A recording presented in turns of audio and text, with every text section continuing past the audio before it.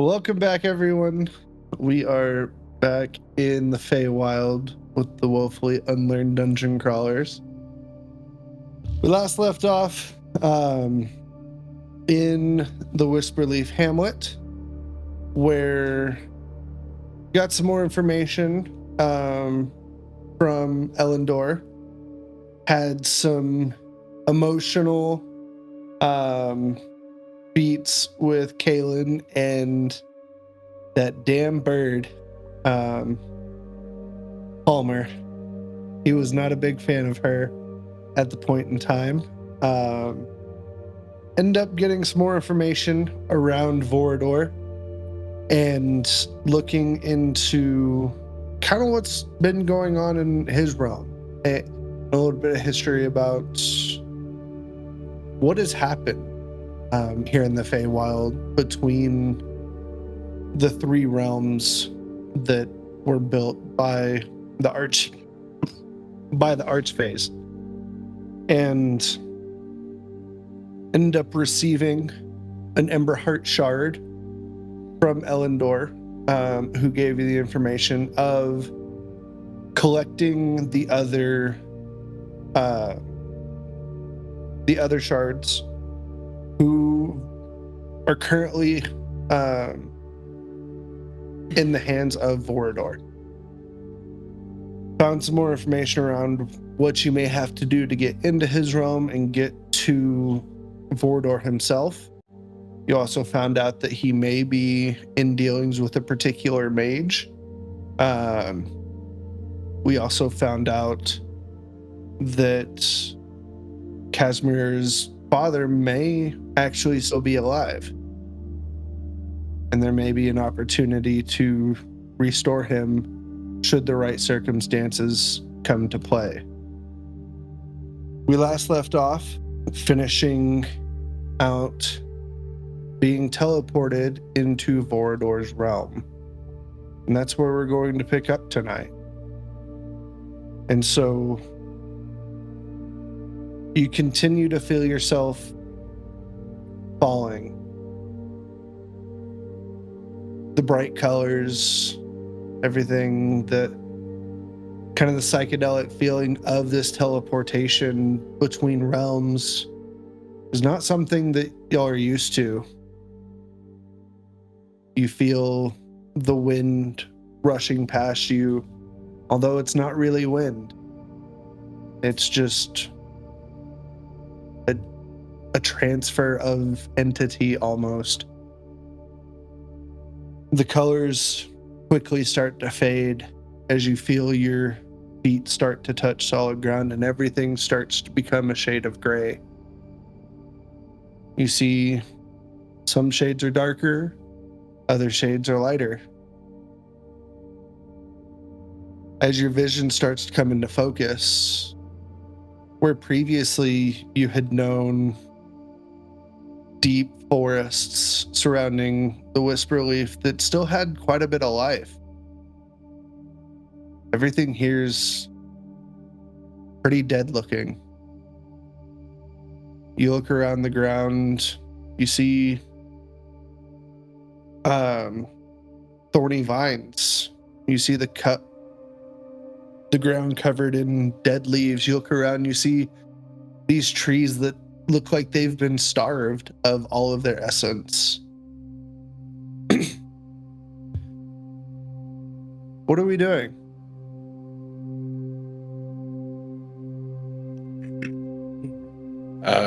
Casimir would like to slyfully or secretly check and make sure that he is all there.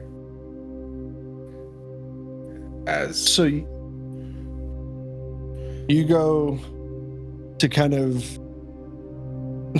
you kind of look behind you, kind of side eye, making sure that the back half of you is still there, and you are able to tell that at a quick glance your body is still there, fully intact. Oh.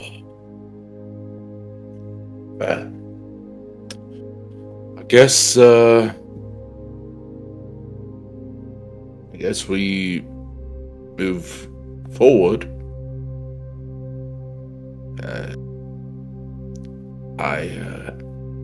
How dark is it? It's not necessarily dark, but everything it is definitely in a grayscale. Gotcha. You do see like around the edges of everything, it's just slightly violet. But overall, everything's pretty gray. Gederik will lean over to Jean-Luc and say, "Don't tell anyone, but I thoroughly enjoyed that." Still feeling quite giddy after his success of taking down powerful magic for himself, and having now experienced teleportation for the first time. Well, everyone does deserve a win every once in a while. Well, I hope it sets a tone for where we're going.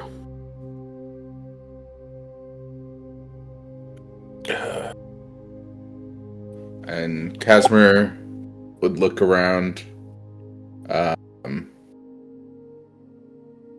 This. It's I'm honestly not sure where we're going here.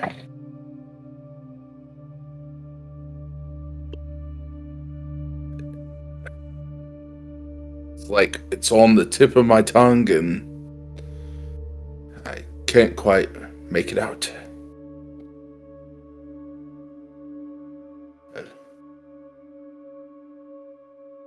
Want to draw straws?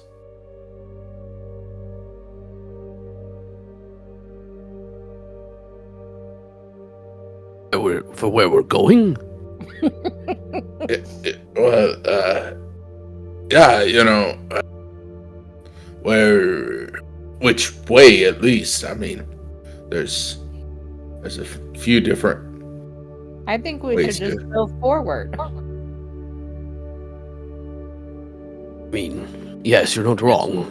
Going forward is the most logical course of action.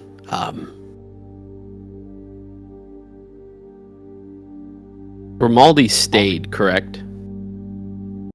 Yes, Grimaldi did stay behind. All right. Darn it. Gonna miss that little chaos monkey. You got You got tired of me at the least, though. DMPC. Oh no, I know.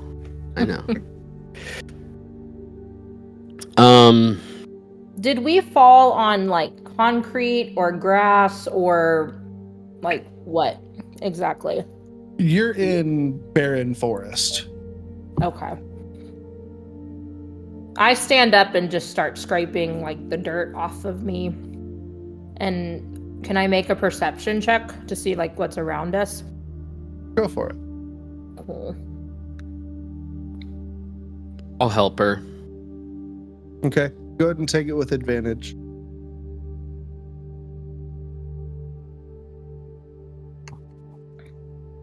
Oh, a 5. Roll one more time.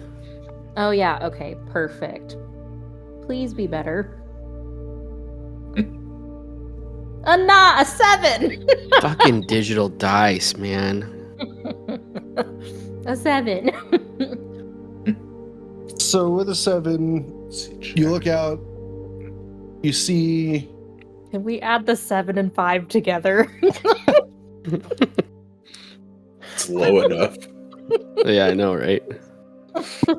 you Anyways. see the different shades of gray, and laid out before you, you kind of see almost 4 semi-distinct paths. 3 of them are lit pretty well, while the 4th one appears to be a little bit dimmer.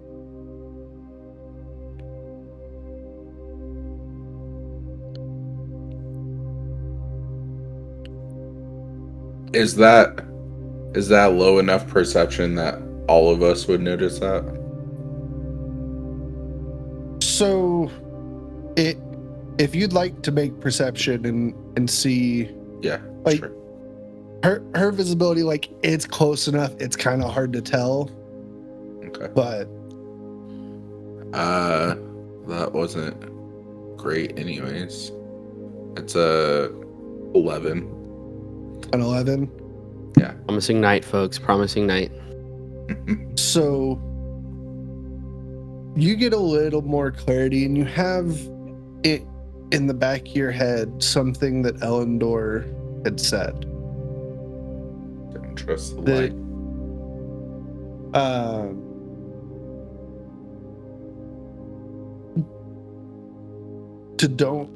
don't trust the light. I apologize.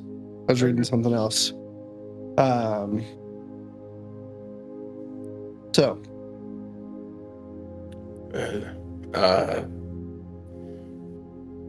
Elyndor did say not to trust the light, so I guess that leaves with one path that we can take.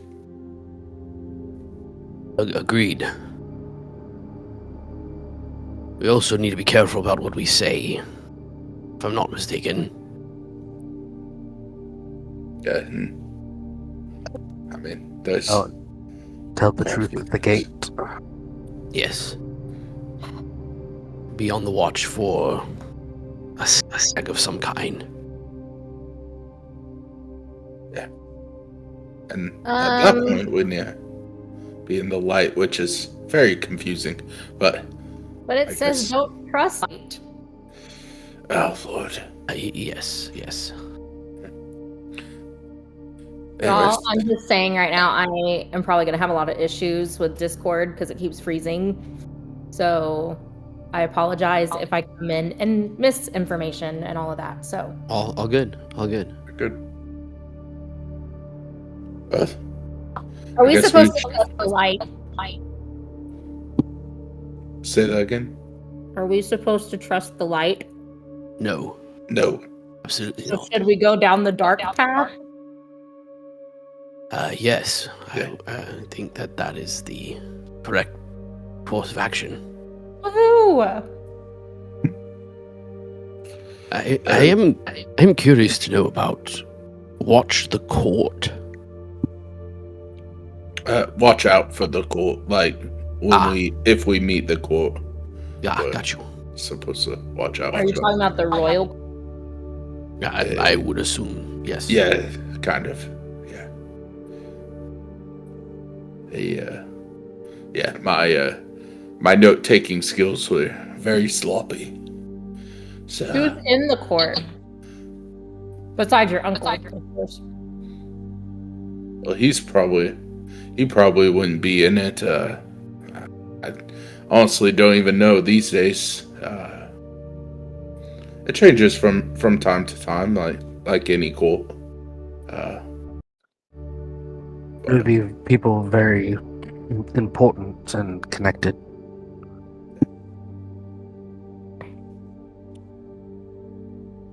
Well, Maybe.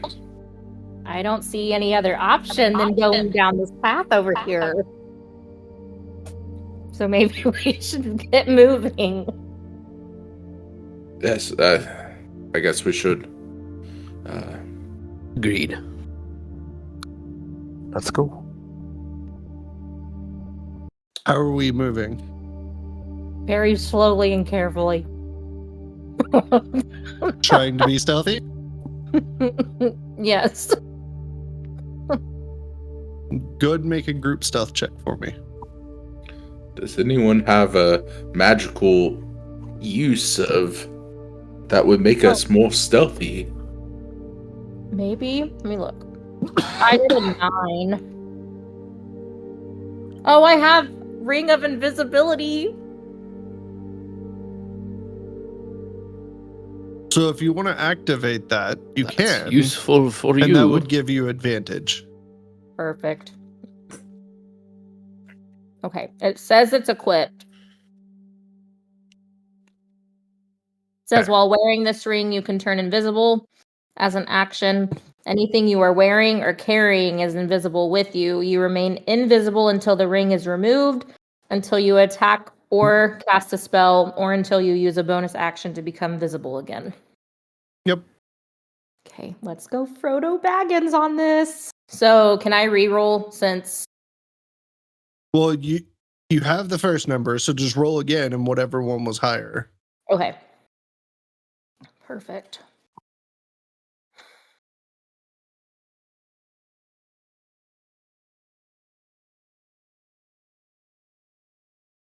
Come on, be good. 6.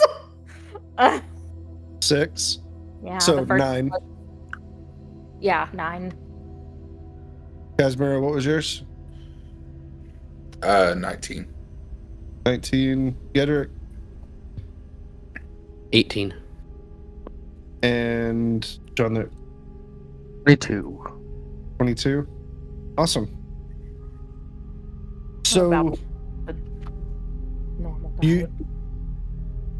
you do start to move forward slowly, carefully, watching your steps. And when you initially kind of showed up, just kind of mingling around, everything felt like it was half a heartbeat behind. And now that you're moving more stealthily, everything seems like it's in time with itself. So, we continue moving forward through the trees, and like I said, while it is dense forests, it is very barren. You look up and you see what would be the sun, but it's just a bright gray light. As you continue forward 10-15 minutes, you start to see along this path a little creek that has water in it. You can hear the rushing of water, but as you get closer to it, it looks like glass.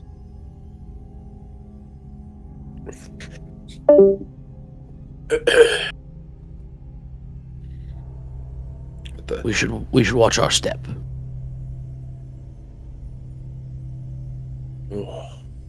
Reflections are just as dangerous as those that are filled with light. Something here kind of creeps me out. Well, I mean, I think that's what we get for venturing into the Feywild to begin with. Are we like in front of the creek, or are we still kind of like far? It's kind of running alongside.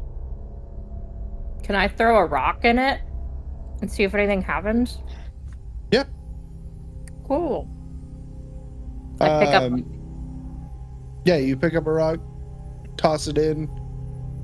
You hear the splash. You don't see the splash. Okay.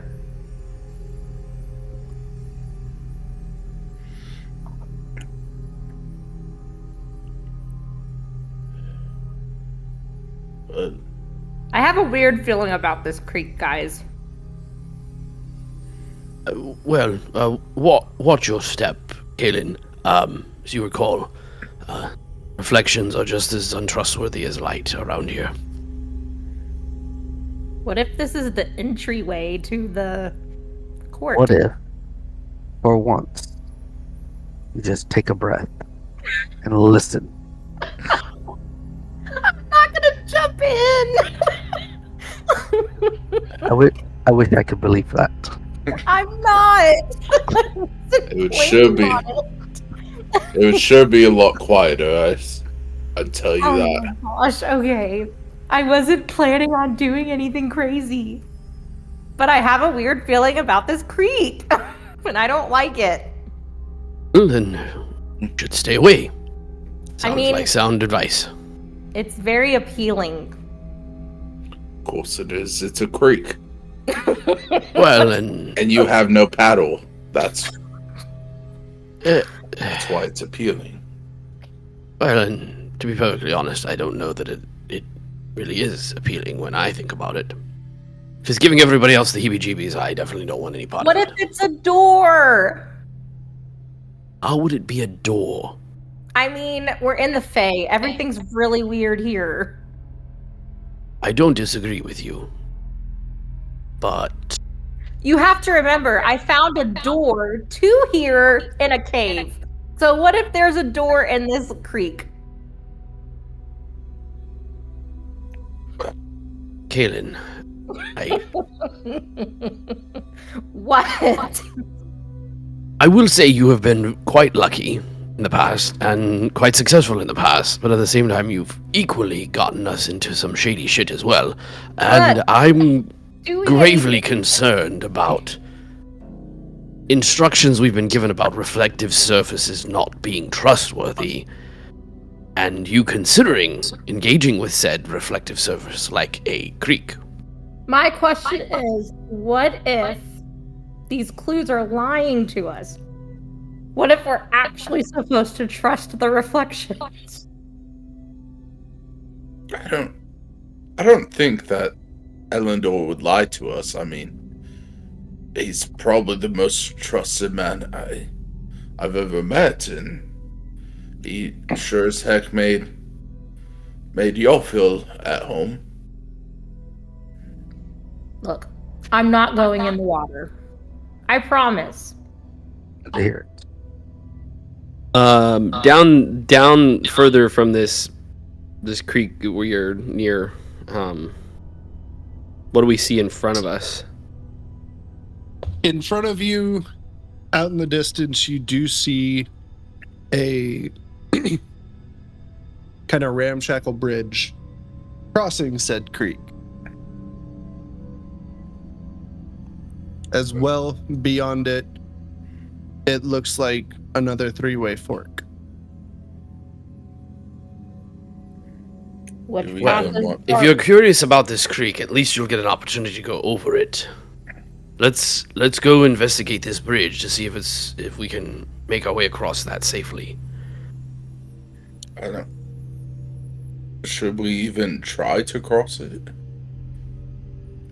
Oh, we don't have to try to cross it, but we could also look and investigate for ourselves to see if we can, I mean, bridges And- are a good thing.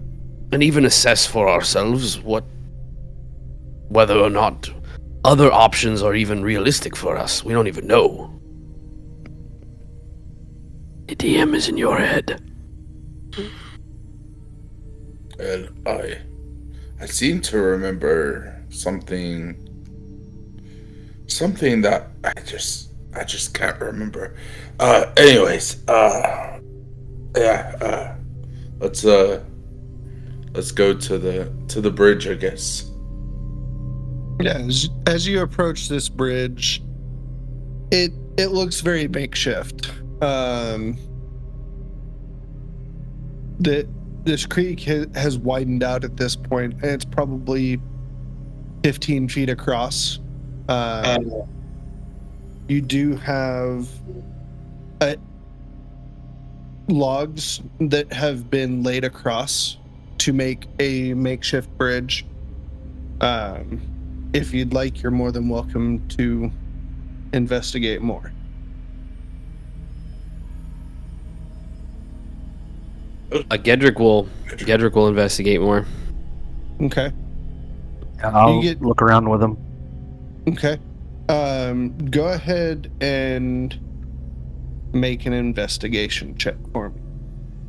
The both of you. That's a 17. 17, 21. 21. You kind of kneel down, start looking a little closer at these logs.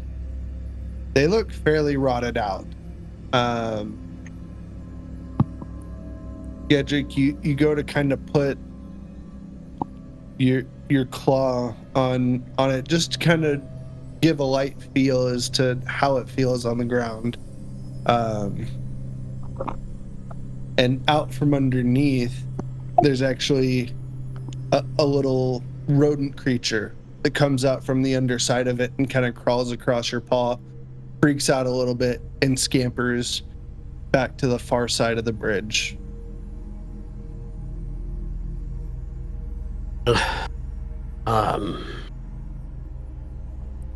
This bridge might be able to hold Caelynn and Jean-Luc. I'm not so confident that it would hold either of us, Casimir.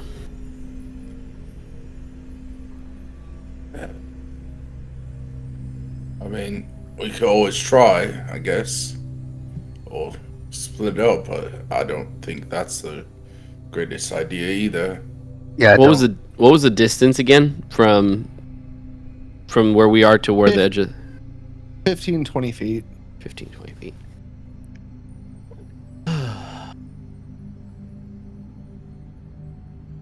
Quit! Not particularly dexterous. I'm not confident in Gederik's ability to jump. He himself would not be confident about it. He can get across of his own on his own, but he wouldn't be able to help others. I will also say you do see some branches off of trees that are kind of overhanging. And if you have something, a way to possibly get a rope or something of that nature, that might be able to assist you across. I have rope.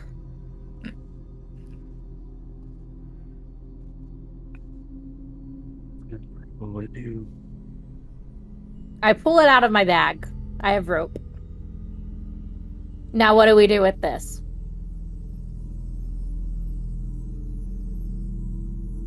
Well, Gederik has an idea. I don't know if this is totally blatantly breaking the rules, but could I press the rope over onto the branch tied? Is that something that you would allow? Unfortunately, no. Because you can't really enact prestidigitation on objects. All right. Makes sense. It's more of like producing a little light in your hand or producing a small flame. That's good. Jean-Luc's gonna try to walk across the bridge. Okay. He's gonna go slow. I mean, basically one log or plank or whatever at a time.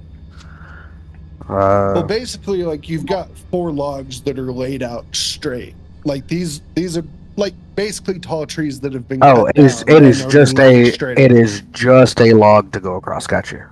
Yeah, understand. It's like 2 or 3 of them that have been stacked next to each other. Yeah. I mean, yeah. I'm gonna tie that rope around my waist and give it to Casimir before I try to walk across, so that hopefully, if I fall, he can yank me out of there. Okay. All right. Go ahead and make a dexterity. Well, probably acrobatics. Dexterity check for me. Oh, straight dex. I will allow you to use acrobatics if you would like to. Sorry, let me. Where did that roll go? I missed the roll. I don't know what that I might roll be able was. to pull it up here. It was. Oh no, that wasn't rolled in there, so I can't see it. Oh, I rolled it on D&D Beyond. Oh, but I'm not on the above VTT thing. How do I find that again? You should have a roll history. Go to The game log right beside the character builder Yeah. button. To the left of it is the game log. You may have rolled it to yourself. Ah, wait, game log. There it is. Yeah, I'm not seeing it in the game log. So you may have rolled it yourself. Oh, well, shoot. If you'd Do you like want me to roll it, go for it.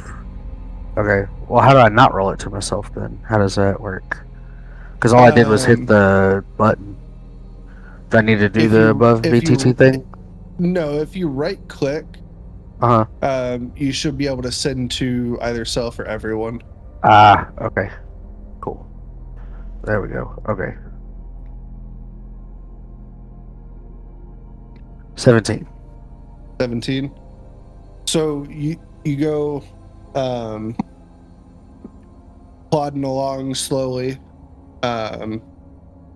You kind of stretch out your toes of your hooves to kind of get as good of balance as you can, stepping across. You do make it about halfway. You do hear some creaks in the wood as you're walking forward.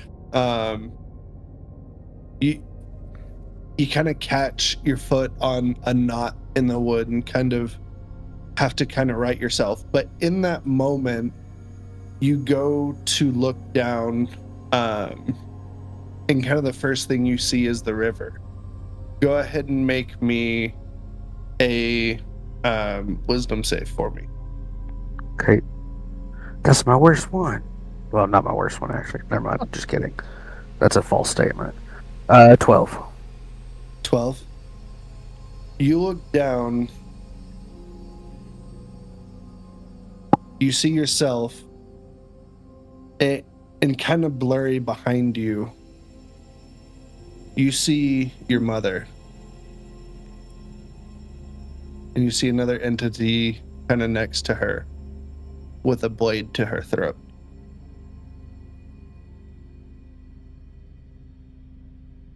There for just a brief moment. Sorry, go ahead. No, go ahead. Nope. I bet you'll answer my question. Go ahead. It's there for just a moment as you're kind of trying to right yourself. And you are able to right yourself. And you are able to continue on and get all the way across. Okay.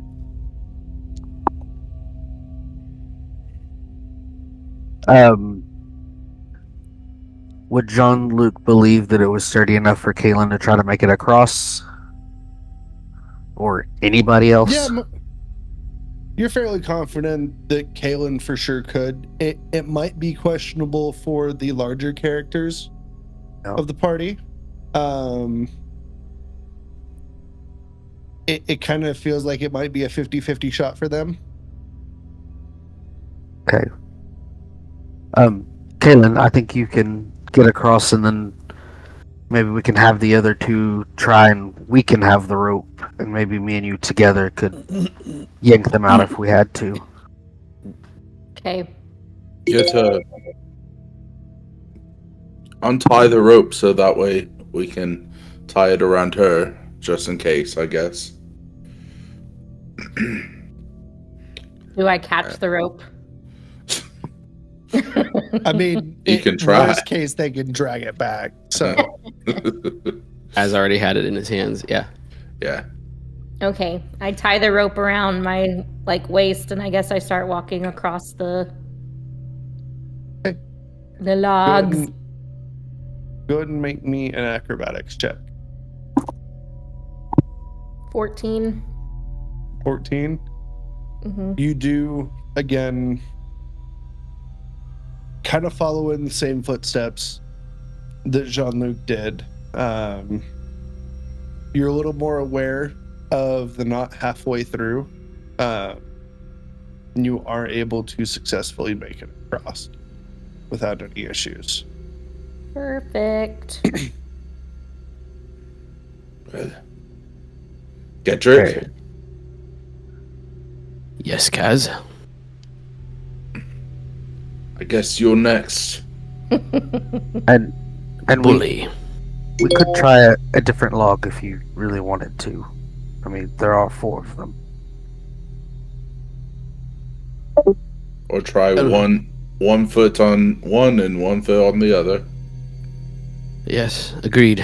Well, I'll give it a shot. And Gederik kind of gets up on his feet and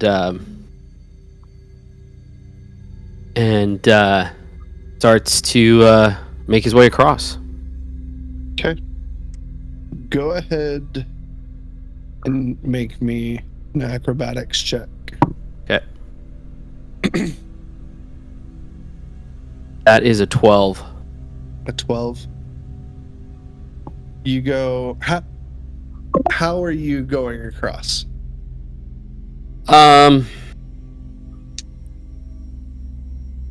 Because he knows he is not. I mean, obviously not as heavy as Casimir is, but knows that he's heavier. He is intentionally like using the movements of his mother, so to speak, kind of dragging his foot along and like putting his foot down. So he's going intentionally slowly, and like shifting his weight from one foot to the other, kind of almost in like a little bit of a turn, so to speak, by turn basis, making sure that his tail is up and there's nothing like that he would trip himself on. Okay. You get about a third of the way across.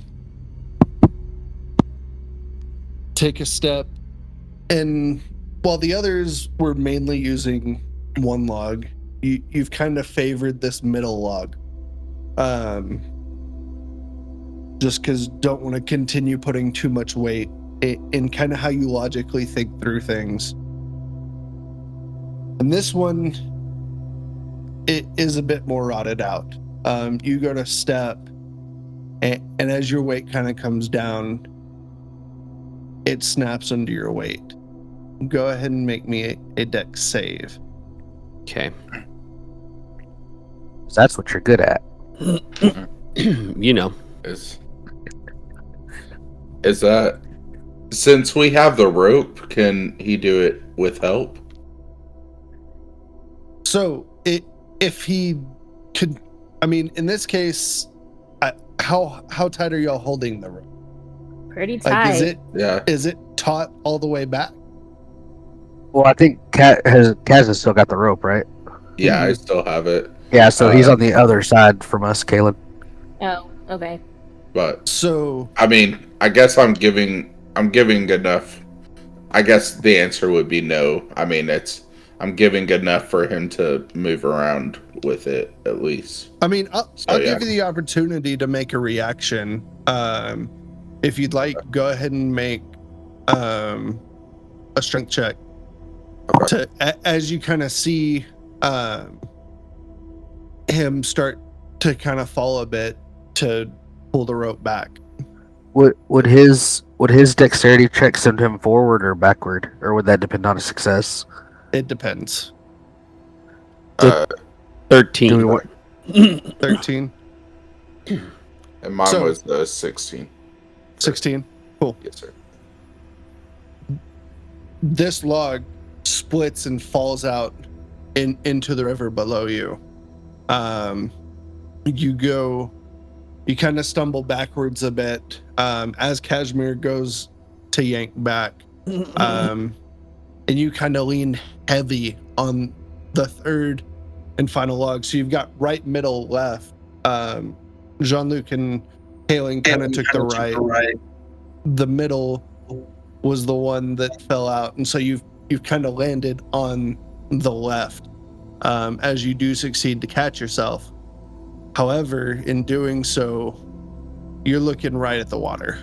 I do need you to make a wisdom save.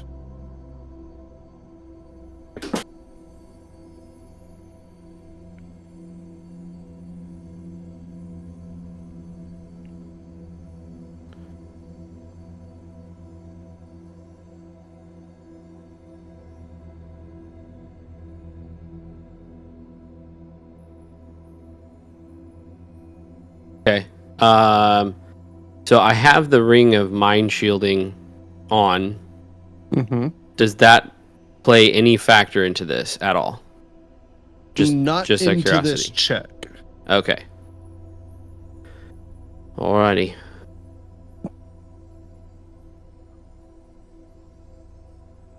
That is a 17.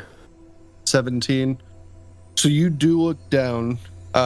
You do see your face in this glass of water. And you would kind of suspect that there'd be ripples from this bark or this trunk falling into the river, Mhm. and you don't see any. But you do see yourself, and next to you, a blue dragonborn whose eyes have been gouged out. However, you do not take any damage from it. You are able to kind of get yourself picked back up. And you are able to make your way across. Ready? Gederik, you okay?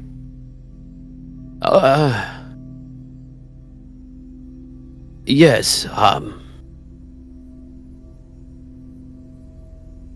Definitely don't look at the water. If you can help it, Casimir. Also, Yeah. I'm very happy to say that I eliminated one for you.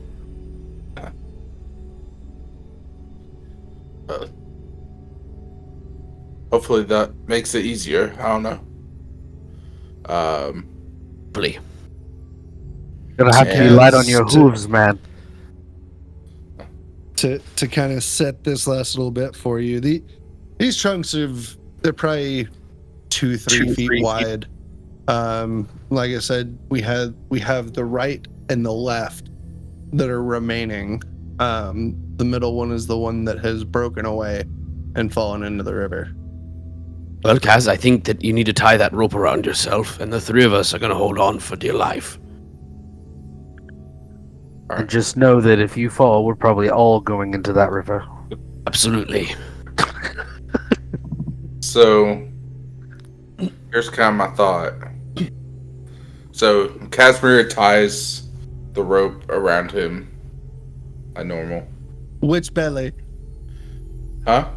Oh, Which which belly? belly? I guess it would be like around the chest of the horse or belly Okay. of the horse. That'd probably make more sense. Yeah. Otherwise, it just kind of slip off. Between those first two legs, Yeah. kind of thing. Yeah. What I would like to try and do is I would like, because Casimir kind of doubts that these are going to hold him just walking all the way through if Gederik couldn't make it. Okay. So what he would try and do is get about 10 feet away from, or like 7 or 8 feet away from the actual bridge and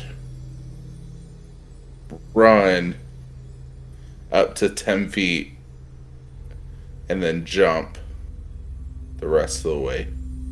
Okay. So, making a long jump. Yes, sir. Um, Which I have 12 feet.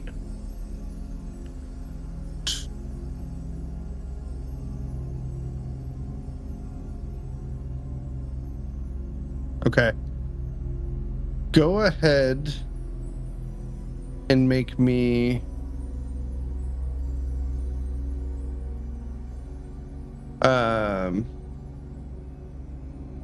sorry, I'm just reading this really quick. Yeah. Go ahead and make me an athletics check. No, it would still be dexterity based. No, strength score. So go ahead and make. Sorry, when you make a long jump, you leap horizontally a number of feet up to your strength score if you move at least 10 feet immediately before the jump. So you've got your 10 feet back, and then what is your strength score? 12. 12. So, yeah. So what I'm trying to do is make the end of my running start like the first 3 feet of those logs. Okay. Yeah. go ahead.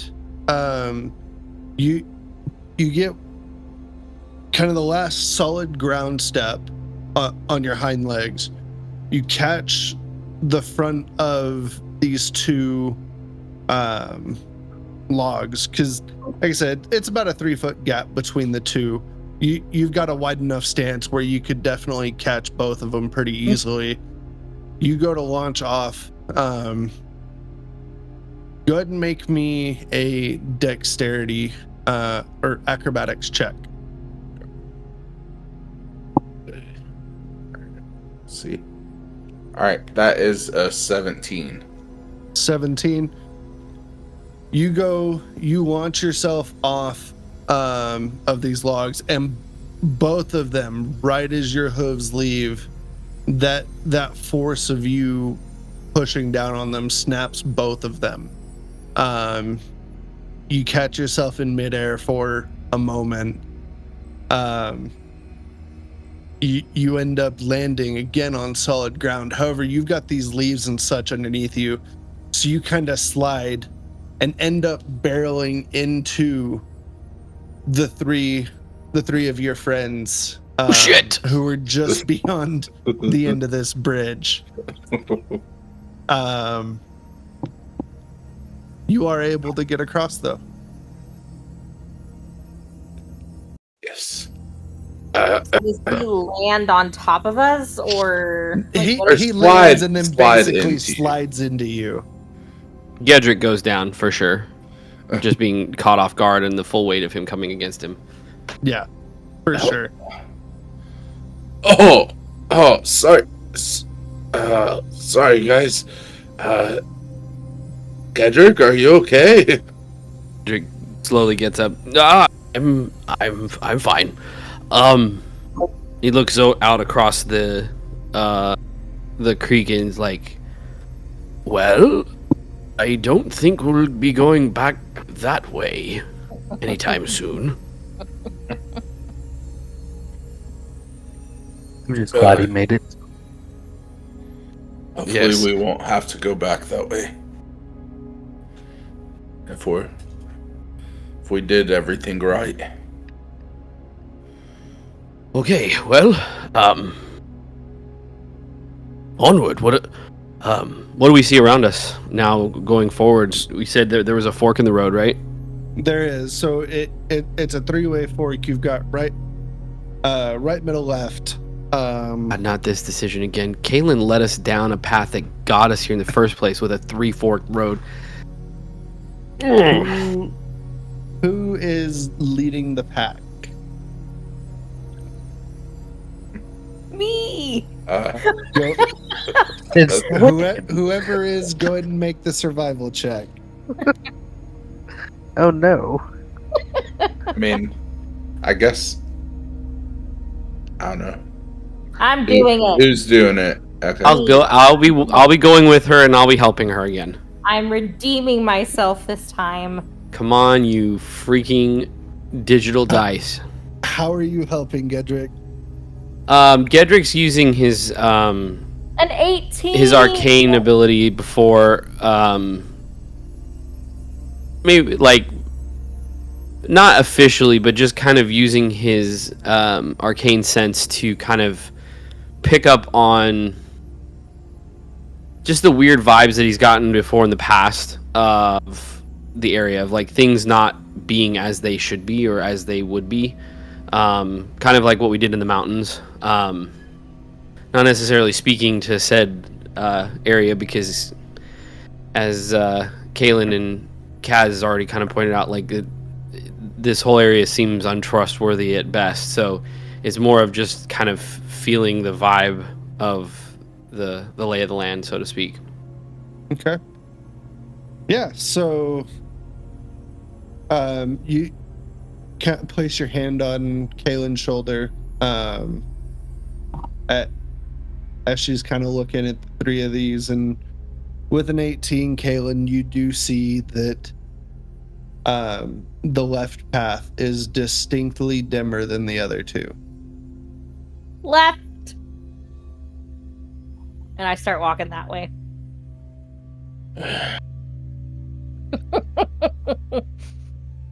It was. I'm- I mean, I there's turn no around assurance. to the group and I say, "It's the darkest path, and we're supposed to stay away from the light."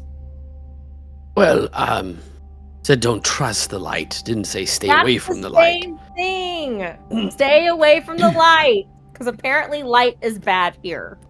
Yes, well, also if we were to come across that stag, we're not supposed to be leading that stag of Casminer's uncle into the dark either. What stag? Can someone just throw her in the river? So done. Okay, it's been more I than just 5 keep minutes. walking because I'm not listening to these guys anymore. I've had enough. Okay. So I'm just gonna keep walking down the dark path.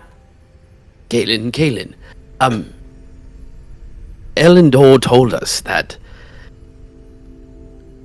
Casminer's uncle has a stag, a deer of some kind, and that we should keep it out of the dark should we encounter it. None of this makes sense. We're not supposed to trust the light, but now we're not supposed to lead this deer down this dark path. Why?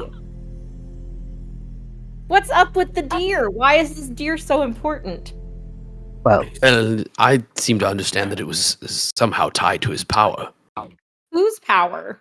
Elyndor's or Lord. No, the other uncle. The bad the one. good one or the bad one? The bad one. Okay, but don't we want this deer to follow us so we can kill it?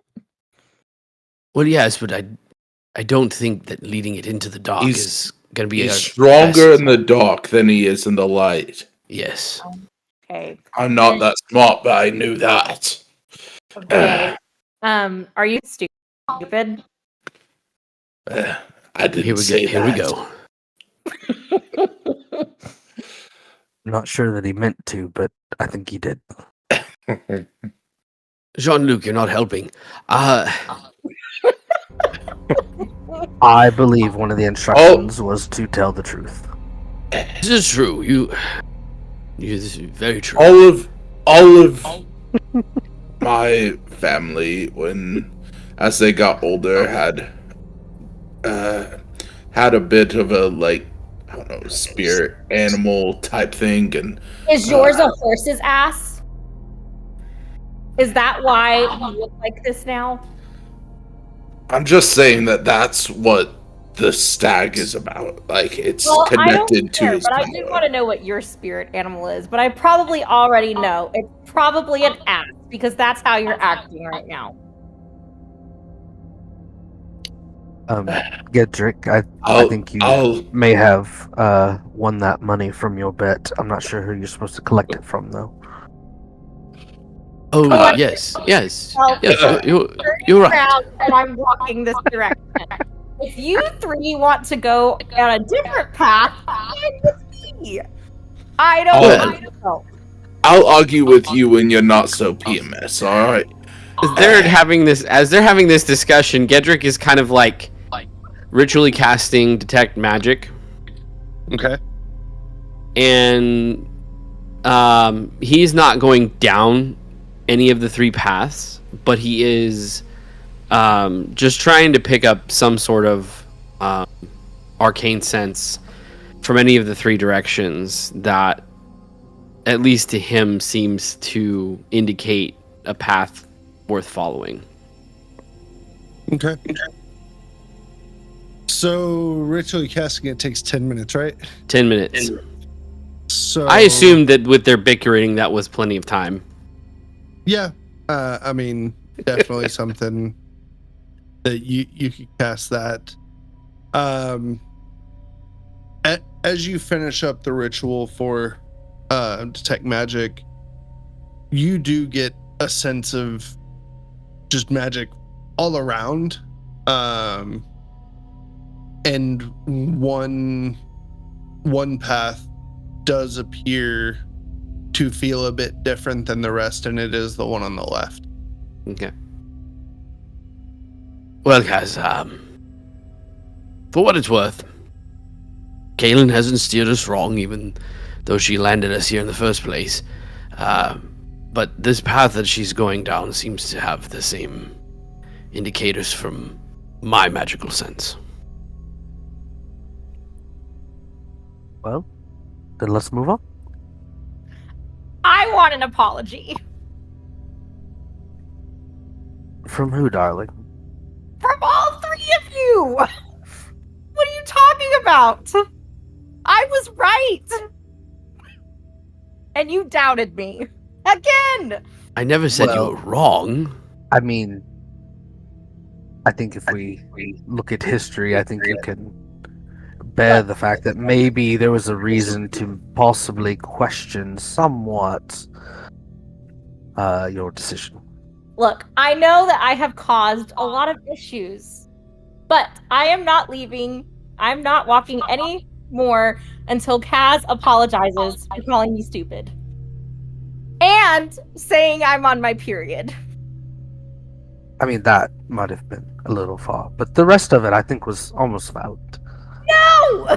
I don't disagree. It's a bit over No, the line I'm to comment waiting. on one's menstrual cycle, but Well, moving forward, and Jean-Luc's just gonna start walking. Gedrick is I quickly literally going to follow stand there, and I cross him. my arms and I look at Kaz and I say, I'm waiting.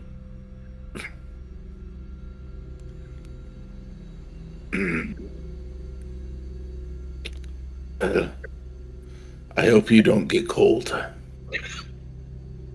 He walks like, yeah. I As- pick a rock up and I throw it at the back of his head. As Jean-Luc and Gedrick are making their way down the path, Gedrick leans over and says, I think Grimaldi was right. I think that the two of them do need to... What was the word he used? Oh, it's very vulgar, but fornicate and get it over with, I believe. And relieve some tension. Completely So- agree. Caelynn, you release this rock right at Casimir and beam him right in the shoulder blade. It's just a rock. It's not anything super heavy. Doesn't do any damage, but it does hit him in the shoulder blade.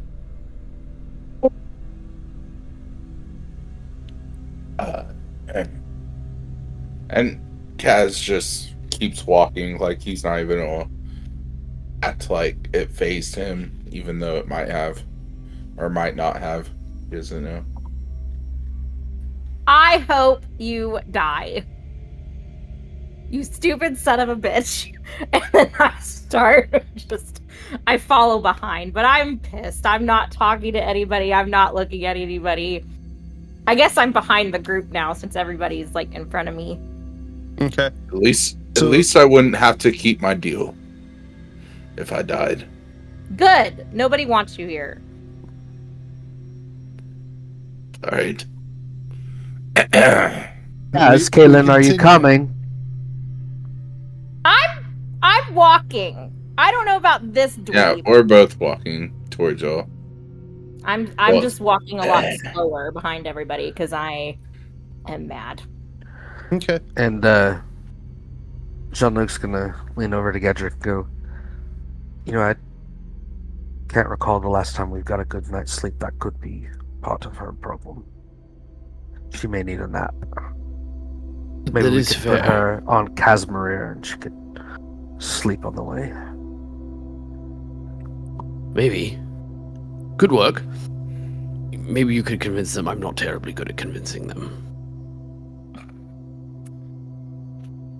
Caelynn, What? chances maybe you were a bit tired. I'm fine. Besides of, you know, us. I am fine. I'm not tired. Because I think a way that Casimir could apologize without words is maybe let you ride for a little bit and take a nap while we walk. I don't want to ride on his smelly back. Well, It's it probably is quite smelly. You're probably correct about that. But it is an option if you feel you need so. And he's going to turn back and catch back up with Gederik. For he also gets hit with a rock. Yeah.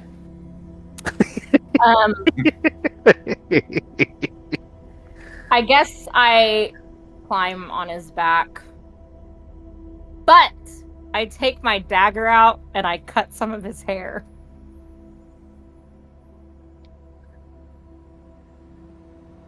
You don't mess with a man's hair.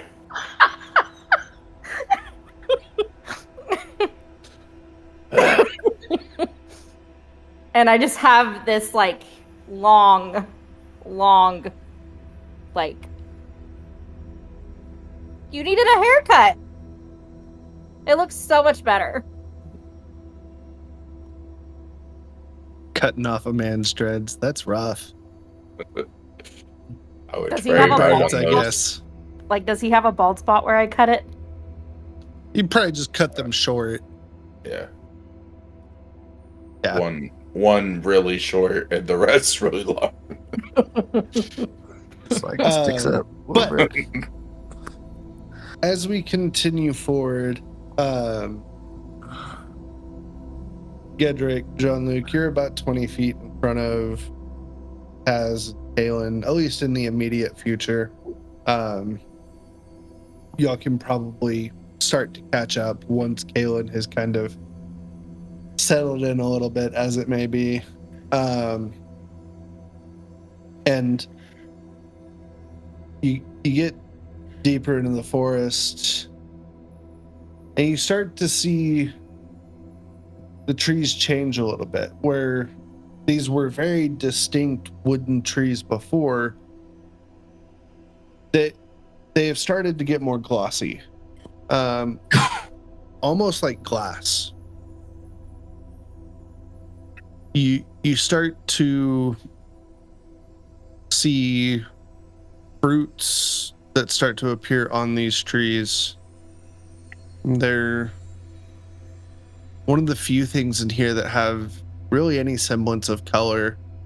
And they too are like a gray or violet, but it is pretty noticeable. I do need... Actually, no. As you continue walking forward and through down this trail, you do start to hear giggles.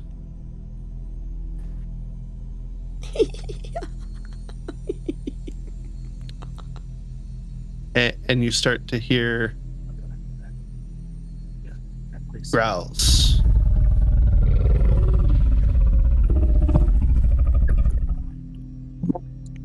I need everyone to make a perception check for me.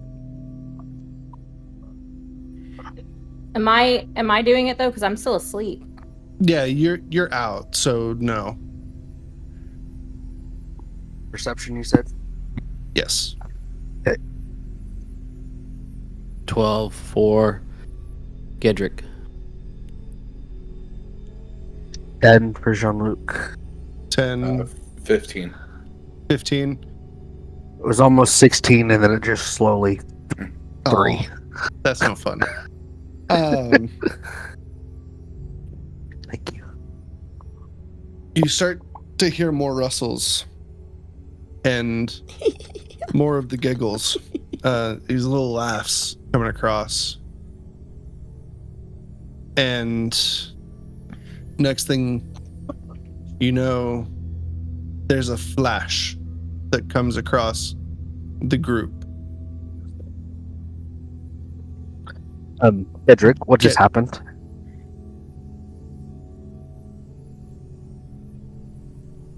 Do not. No. Let me double check. Yeah, it's been more than 10 minutes, I'm assuming, since we started walking. Yeah. I do not know.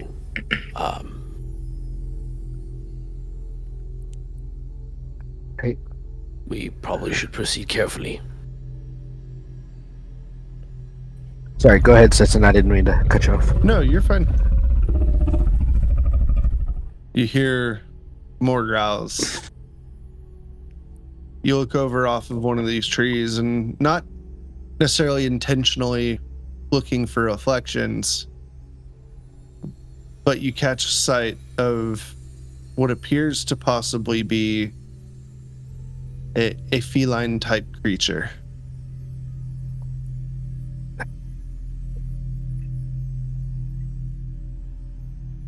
And another flash comes across. Jean-Luc, you feel a little tug as it comes across.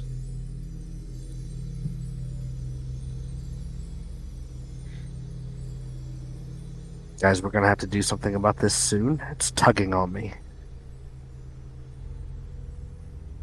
What do you carry on the outside of your person, Jean-Luc? I mean, I would have a dagger. I've got, of course, my weapons. I have a rapier and a short bow.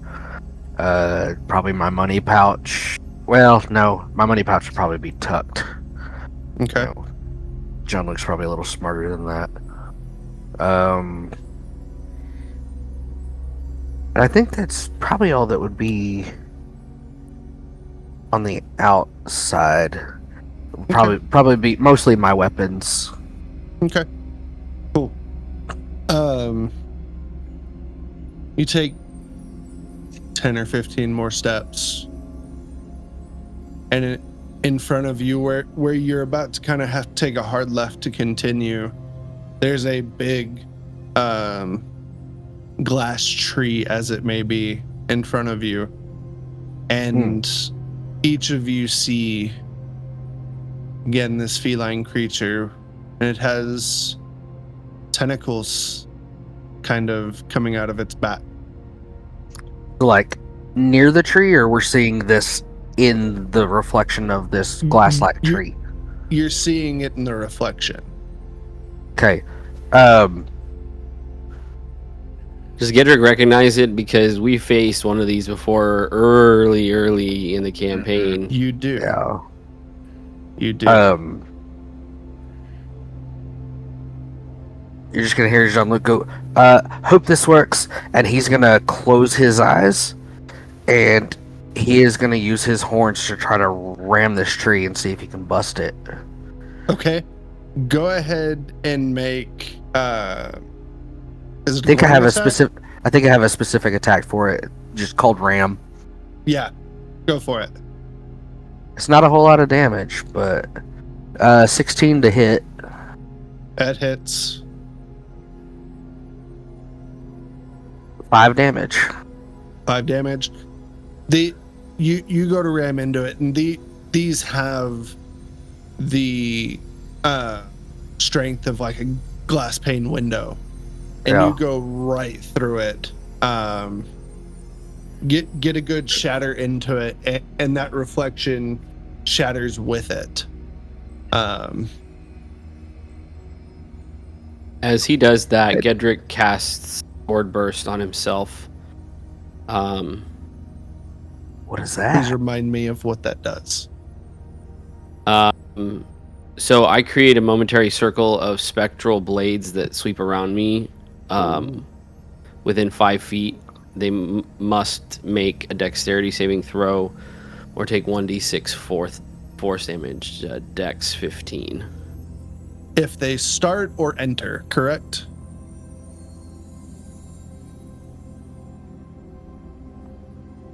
It just says any creatures within 15 feet. Okay. Or within 5 feet, excuse me, within 5 feet. Okay. Good to know. Good to know. So you've got kind of these blades going around you for the next moment.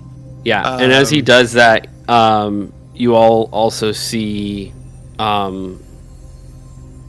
or at least it looks like Palmer, come out of the jacket, and blue spectral like wings kind of, he lands on my shoulder, but the wings wind up like going around Gederik and kind of like wrapping around him, giving him basically 16 temporary hit points. Nice. Nice. Cool. And Jean-Luc's gonna be like, "Is it gone? Did I do it?" Gederik's gonna look around to see if he sees the beast. So you look at this tree that he rammed, and it is definitely shattered. It's dented in a good bit. He didn't make it all the way through, but definitely shattered that tree. Another flash passes behind you, and Kashmir, you feel a tug on you. What do you have on the outside of you?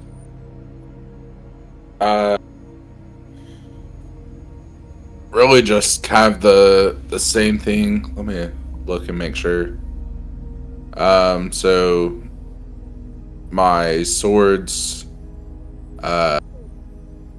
the Stormcaller's Edge, I guess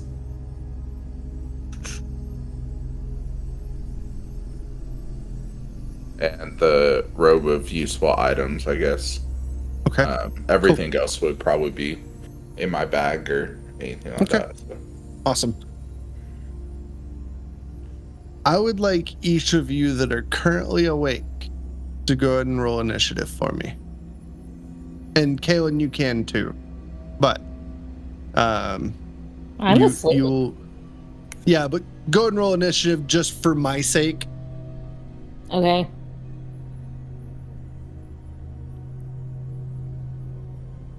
Mine's a 19 for. Okay. 8 for Gederik. 17. Okay. 19. Perfect. Awesome.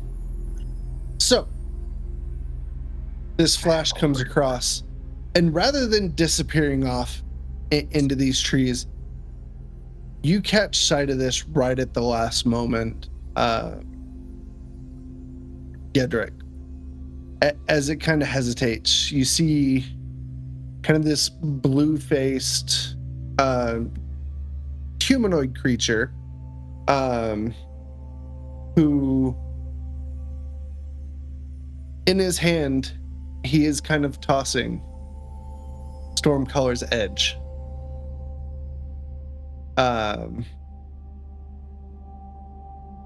As he turns around, he is going to dash back towards you, Gederik. He's got just plenty of speed.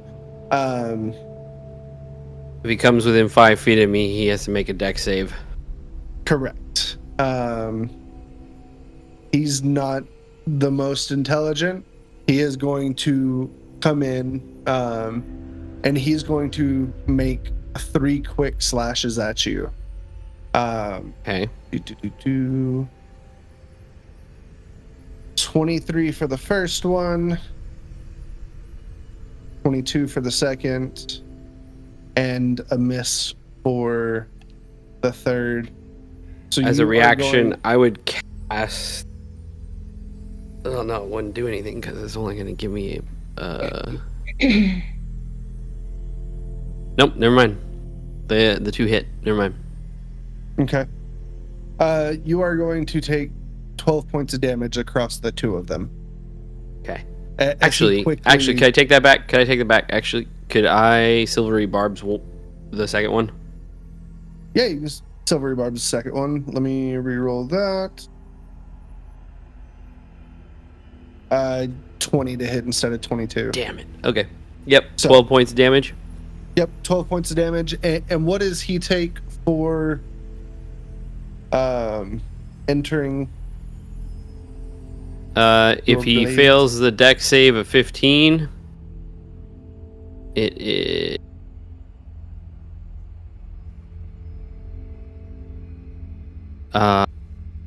6 points of force damage.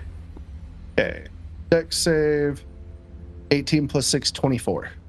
Okay. So, whoops, didn't mean to roll that. Apologies. All good. Does he succeed? Yeah, he succeeds, so he doesn't take any of it. Correct. He just behind the curtain. He does have evasion, so he doesn't take any. Either way. So, He has your sword.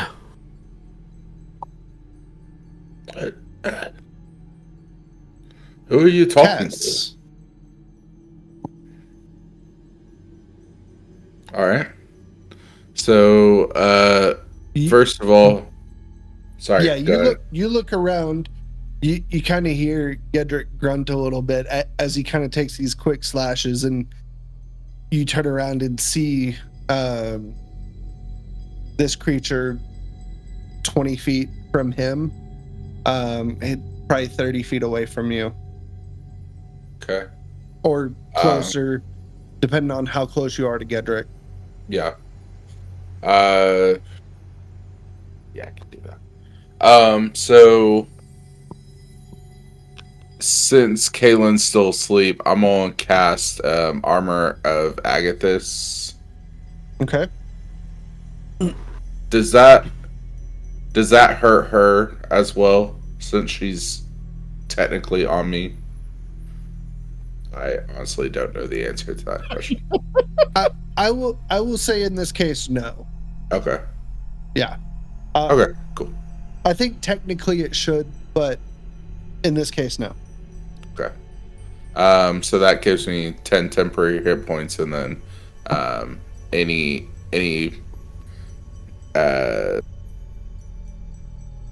creature that tries to touch me takes 10 cold damage for an hour. Okay. But are these guys throwing, or like they're jumping from reflection to reflection, or is that just The one specifically that you see is out in the open. okay? You're in like a small little clearing.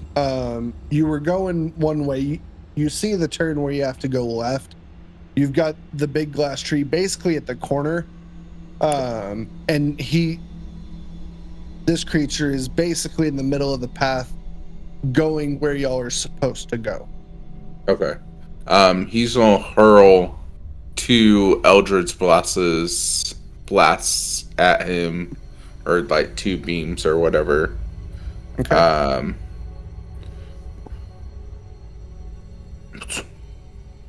One with I will tell you, you do have to make these at disadvantage.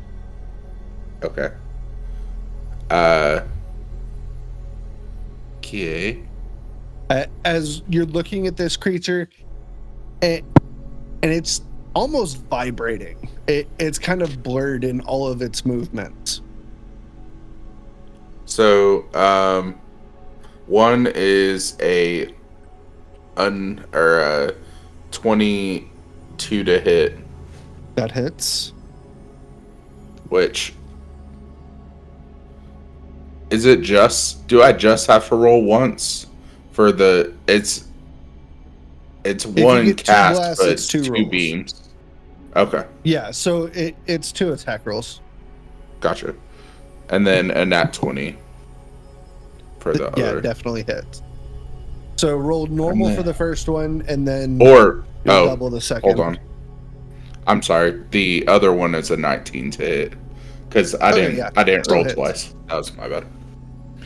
Okay. You're good. Okay. And then it's a 10. Okay. So that is a 9 for the first one, and an 8 for the second one. Yeah. You let off both these Eldritch Blasts, one from each hand. And yeah, nails him dead in the chest for both of them. And he is quickly knocked out and is there unconscious, dropping Stormcaller's edge onto the ground.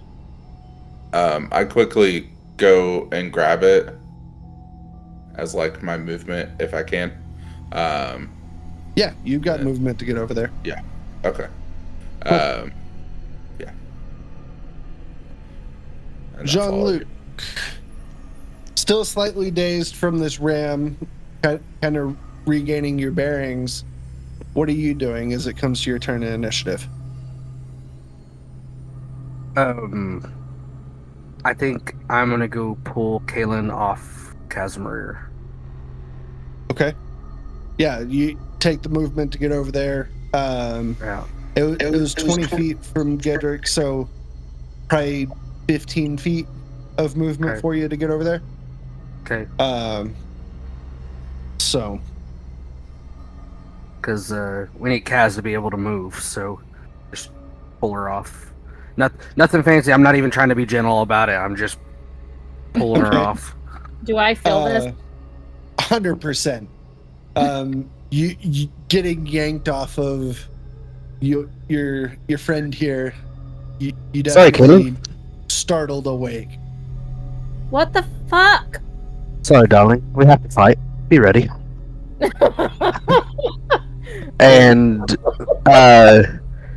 he's gonna reach over, and I know his. Well, I don't know if he has a spell on him. I can't see it, I guess. But I'm gonna smack him on the rear and be like, "She's off." Cool. That's my turn. Yeah. Cool. Next, we have another one of the quicklings. He quickly dashes in to where both you and Kashmir and Caelynn are, and he is going to actually use his multi-attack against the three of you, so one each. So we'll start with Kaz. 12 misses. Caelynn, 24 hits. So you're going to take 20. I'm joking. You're going to take She 8 does points have of a slashing or piercing ridiculous damage. You said And 8? then, yeah. Jean-Luc, 22 to hit you. I'm fairly certain that hits. You're going to take 8 points of piercing as well. Are you protecting yourself now? And he is going to quickly run away. He's got 120 feet of movement. He came in for 60. He's going to come back out for 60 and get That's basically silly. to the edge of this clearing. And then Do we get reactions to that? Probably not. well, he does have evasion. Let me see. Yeah, no, you can, yeah, if you'd like to. Yeah. Remember, I would- all attacks against the quicklings will be at disadvantage. Yeah, that's fine.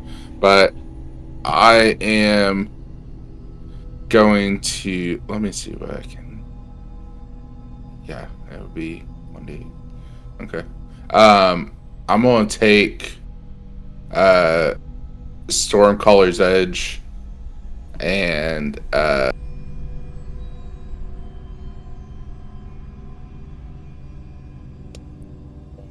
release a surge of powerful or actually I'll just do the lightning slash Okay. as he's trying to do it, and so I'll be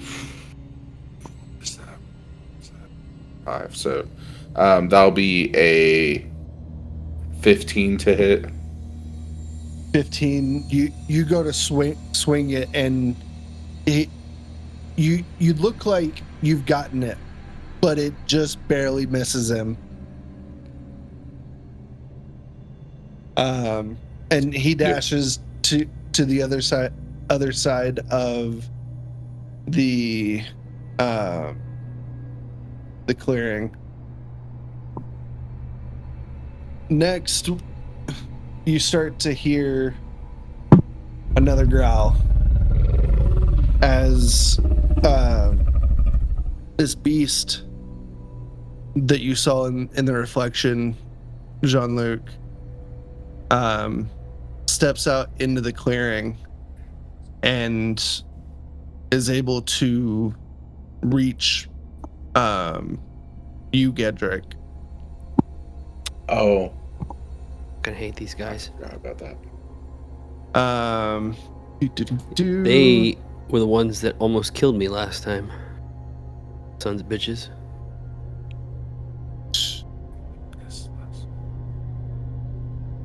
Okay, cool. It is going to reach out with its claw and try to slash at you for 17 to hit. Hits. I don't have a reaction. I already used my reaction on the little changeling. Or Okay. Yeah. Yeah, that is going to be 6 points of slashing damage. Okay.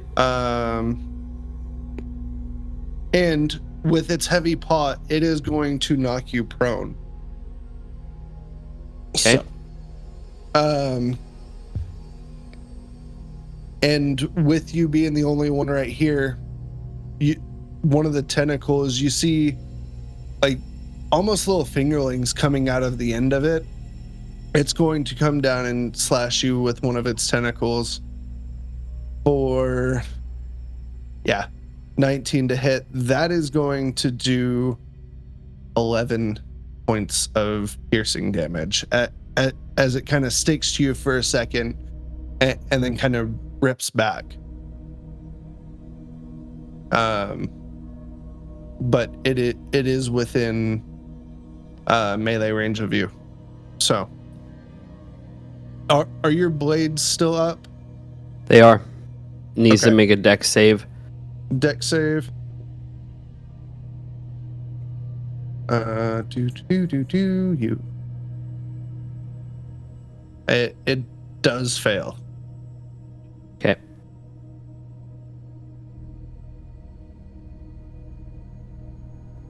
That's 10 points of force damage. 10 points. Okay. So it is going to take half due to its avoidance. Cool. Damage. Cool. Gederik, this beast right in front of you. What are you doing? I'm gonna use half my movement to stand up.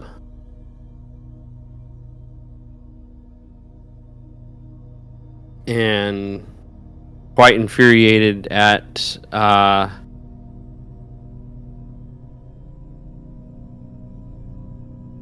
being struck by this dude. My question is, can I see, is there any path at which I'm striking this guy that I would also strike one or multiple of the quicklings? The quickling is 50 feet away from you. I'm aware, but is it in a line? Can I move in such a way in combat to line myself up with it? You could, yeah. Okay. I'm going to cast Lightning Bolt at Okay. both. It's Okay. 120 feet. Or 100 feet distance. And they both need to make a dexterity save or take half damage. Okay.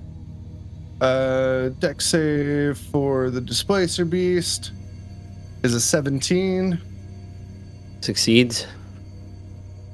For the Quickling, you 12. 12. Okay.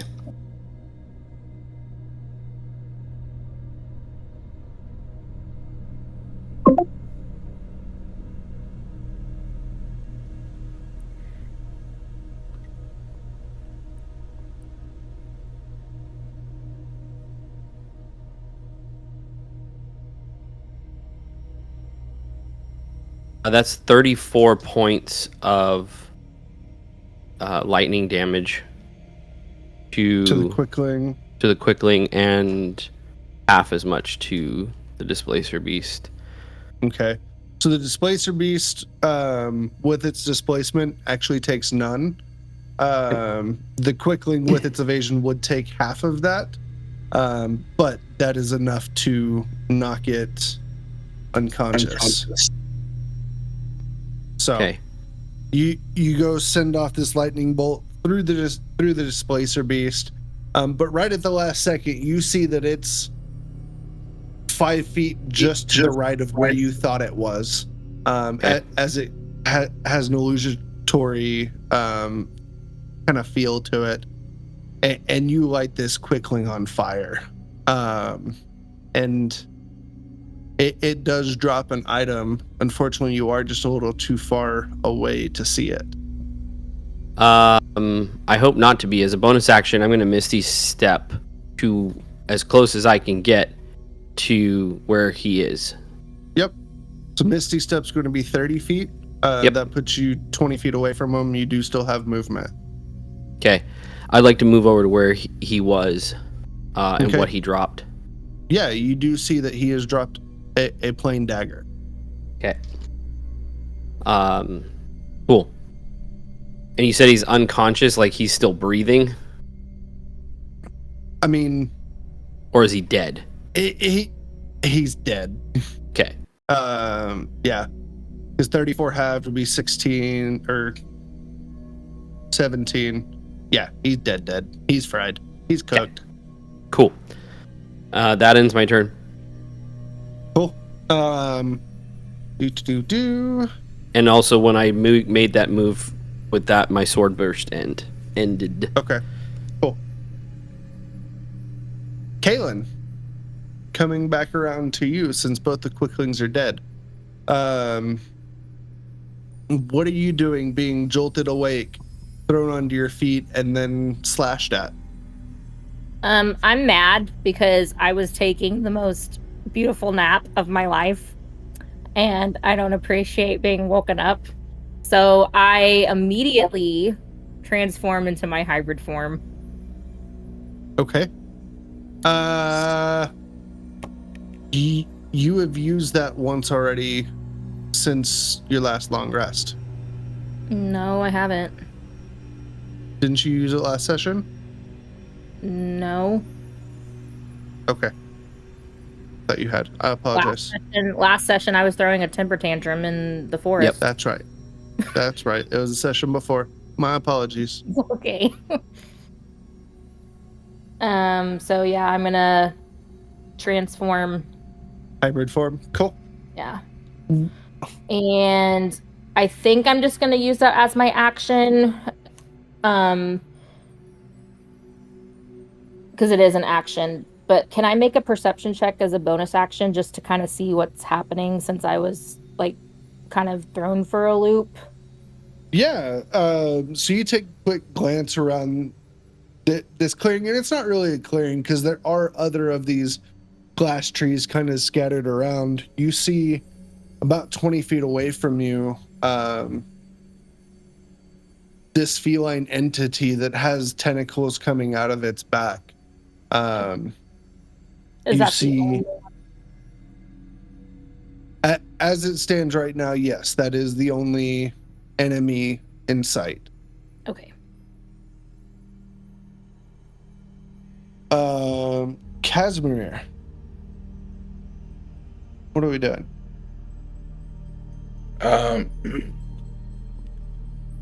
He is going to go after the displacer beast, I guess. Okay. So he is going to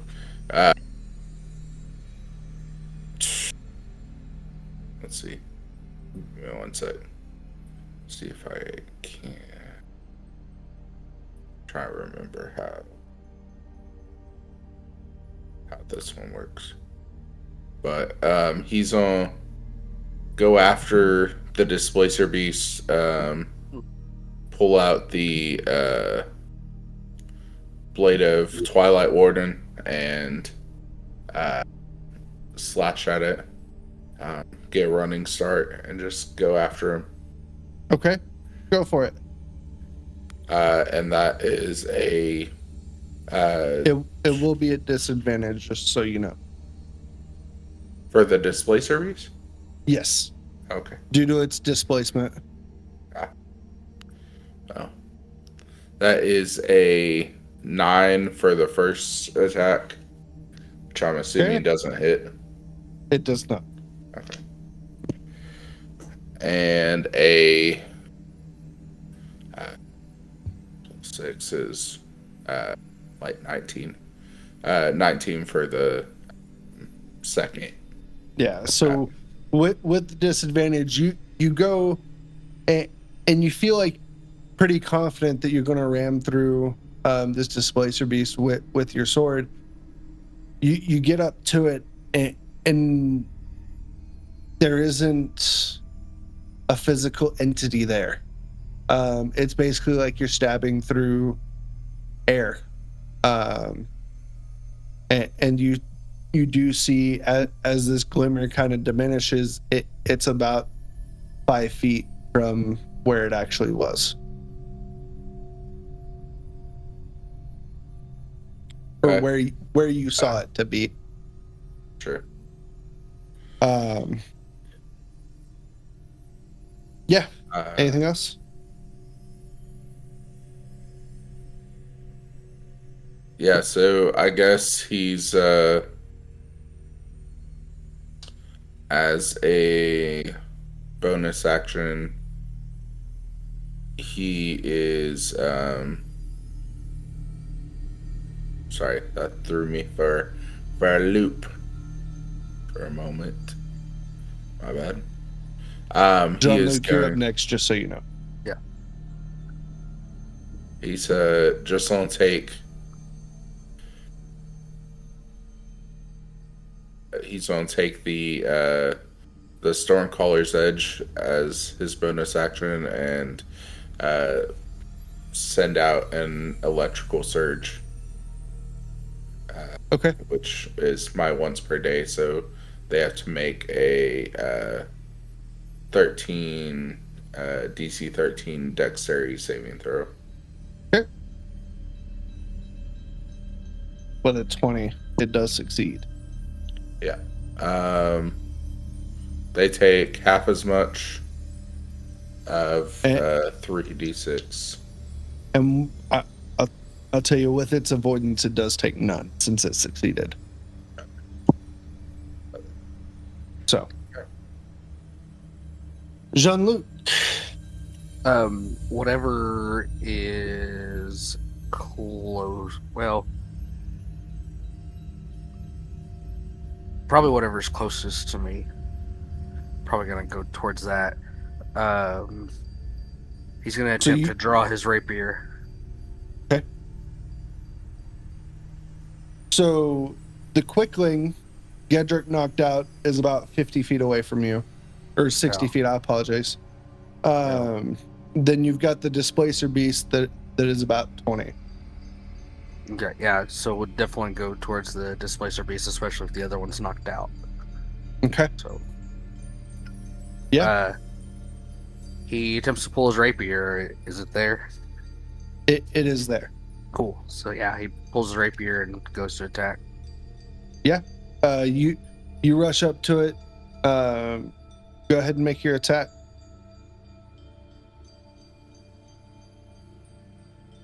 Nah, it's 10. 10. Yeah. You go to slash, and unfortunately, you catch air. Okay. And it's going. Sure. Any I other? was making sure because it was disadvantage. I was making sure it wasn't a 1. Yeah. Any other bonus actions or anything? No, Jean-Luc's got nothing. I mean, I could Okay. actually. You know what? I am gonna disengage and move back just a little bit. Okay. Yeah. The displacer beast does let out another growl, and sets its eyes on you, Casimir. As it is within reach, it is going to take both its its claw and tentacle attack at you. The rend attack is a natural 20. So that is going to be 19 points of slashing damage. You're considered a large creature, yes? Yeah, I think so. Yeah. Heavy paw to your chest, and it does end up knocking you prone. And it is going to smack at you with one of its tentacles for a 24 to hit, which is going to be 11 points of damage, piercing. So what's the total? I'm sorry. So it was Is that 18 either way? slashing plus 11 piercing. Okay, so 30, I guess. So he's gonna take 29. 20 frost. Oh, 29, sorry. He's gonna take 20 cold damage Okay. at the same time. There's not a save against that or anything? No. If Cool. they hit, they Perfect. take it. Yeah. And it goes to hit you, and it rears back, very unexpecting, of that cold damage.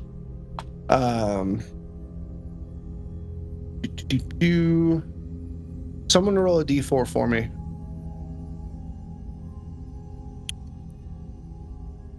2. 2? Got it. Gederik. Far away is the displacer beast for me. It is at this point probably 45 feet. Okay. A little bit out of my... Because you did Misty Step and then use your movement to get to the Correct. Quickling. Correct. And then it probably moved 5 feet around to get Kaz. So Okay. Then Gederik is gonna move half his movement forward towards the displacer beast, and he's going to he's gonna cast magic missile at 2nd level. okay. How many points? 4. Awesome. Yeah, 4 plus 1. That's 1 dart. Okay. The next 2 are 4 and 5. So 4, that's- 4, 5 total. Yeah, 4, 4, 5 total. So 8, And- 13.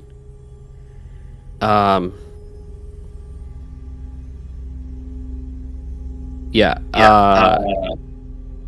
Correct me if I'm wrong. Can I cast a cantrip as a bonus action? Yes. You can't take 2-leveled spells, and as long as the cantrip has a bonus action casting type. Yeah. I think one of them does. One of them. Nope, I was mistaken. They don't. Never mind. That's the end of my turn. Cool. Caelynn, about 20 feet away from the displacer beast in your hybrid form. What are you doing? Did this creature actually see me transform or anything like that? It was focused on I would say no. Okay. I'm going to stealthily try to walk around this creature to get behind it. Okay. And I'm going to try to claw attack it. Okay. Go ahead and make your claw attack. It will still be at disadvantage. That's okay.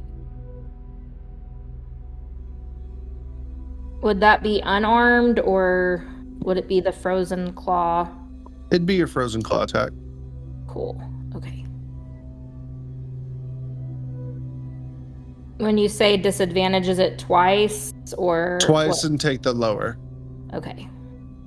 So roll your d20 twice, you'll take the lower. Or do I roll using that skill? With the skill, yeah. Okay.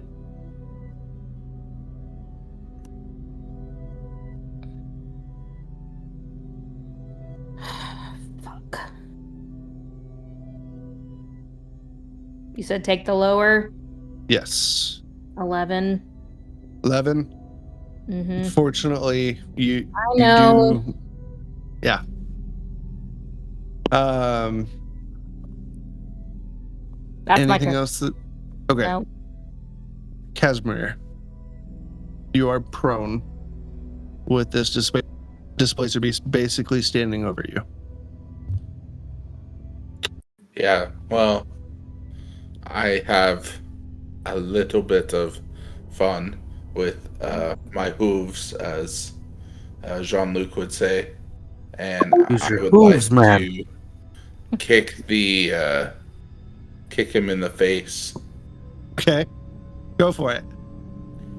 and that is a... I will say, since he's right on top of you, you can take this normal. Okay. Yes. That would be a 18 plus 4, so 22. Oh, 100%. Yep. So he takes not a lot, just 7 points of bludgeoning damage. Cool. Yeah. And then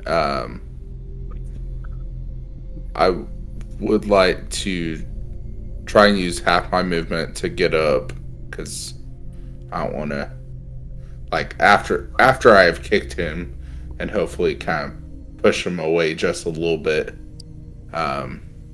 get up, kind of get my bearings, and then Eldridge blast him with my second attack. Okay. For a 17 to hit. 17 to hit. Yes, sir. That does hit. So that would be just a d10, which is just 5. Okay. Well, I for the first one, sorry. I forgot there was 2. 16 for the second blast. That hits.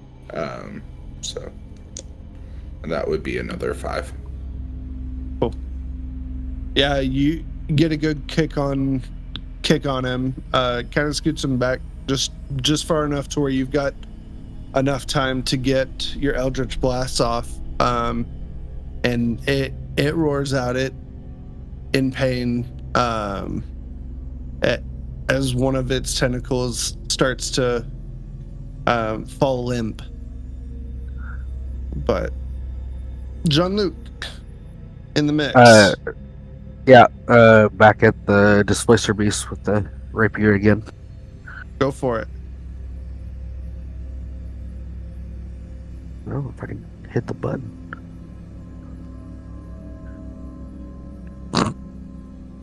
Nope, 9. 9. Yeah, unfortunately, swing wide and Yeah, disengage and back out.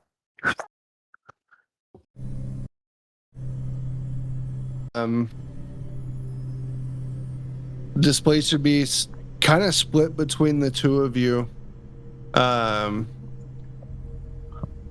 He's going to take Casimir, you being the heavier of the two, he's going to take its claw attack at you.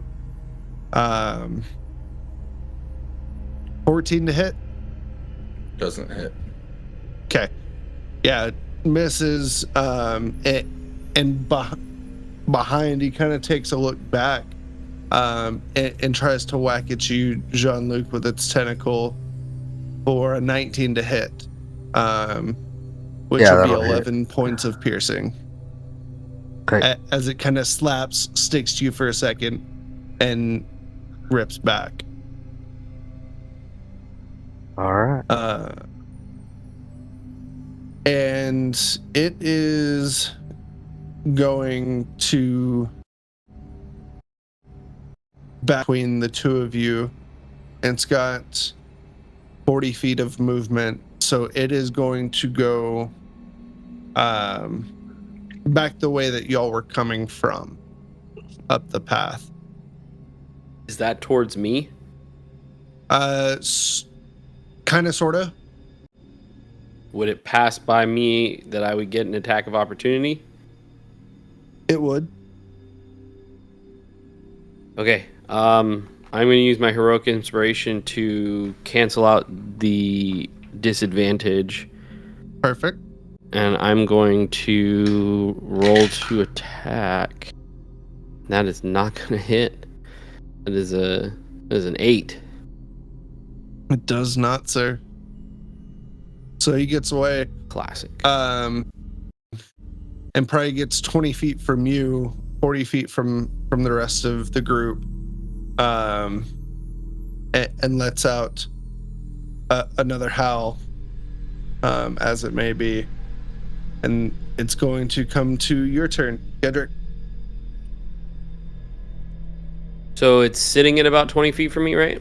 Yes.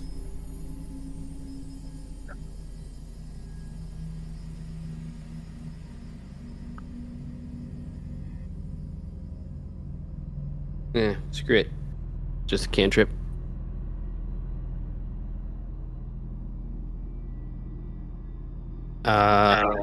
So 14 hit? 14 just, yeah, it does hit. Its AC is 13. All right. That is 6 points of fire damage. Cast 6 points fireball fire damage. from my staff. Okay. 6 damage. Cool. Yeah. Anything else? Any movement? I'm not moving towards it, that's for sure. Okay. It's gonna come back around to you, Caelynn. I'm just gonna try to claw attack again. So it is 40 feet from you, because it did run. What is your movement to get to it? It's fleeing the scene. Fleeing the scene. Well, it woke me up from my nap, so I'm going after it. Oh boy. We could just let it leave. I mean, if it's running away, then I'm just gonna let it go. Okay. Yeah. We'll just have to watch for it to circle back or not. Kaz, are you doing anything, or are we letting this thing go? Kaz doesn't believe in letting things go. Of course. Definitely. Gosh. Cool. It's 40 feet from you. Evidenced. So Kaz is gonna hit it with some Eldritch Blasts again, which is like 120 feet. The first one doesn't hit. The second one hits at 22. Okay. For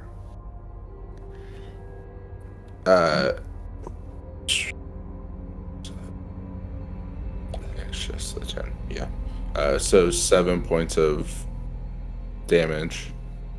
Okay. Yeah, And then- it's looking pretty beat up. It's starting to whimper after you're hitting it. And then he's going to charge after it. taking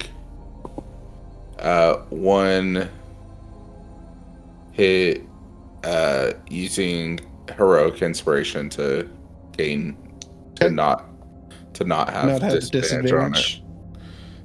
For a 25 to hit. Absolutely. And that would be, he's gonna use both of his hands, so that'll be 9 points of slashing damage. How do you want to do this? Freaking course. He just charges after him and just goes for the head, just right at it. It's not trying to be showy or anything. So Gederik, seeing him take off the head, walks back over to the body and picks up the dagger and walks over to Jean-Luc and just says, "Well, friend, I think this belongs to you." And he flips the blade in his hand and gives him the hilt. Appreciate it.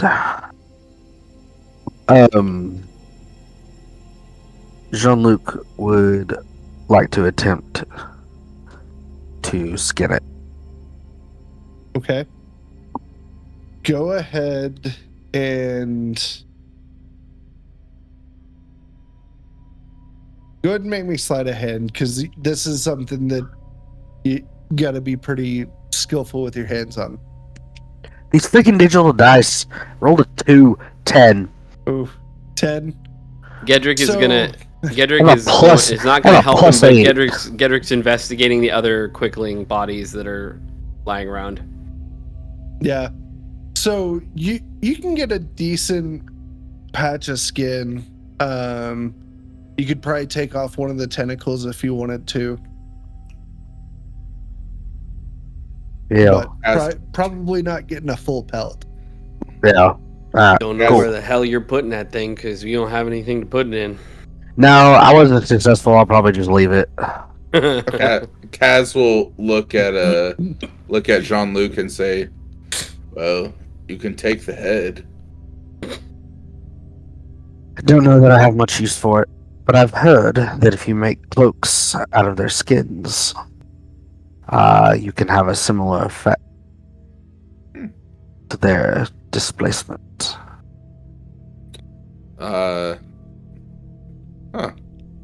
Can I try?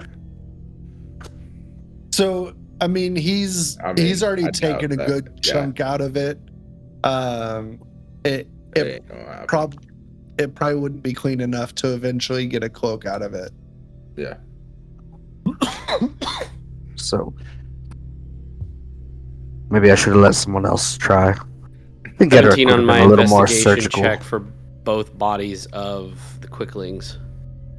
Yeah. You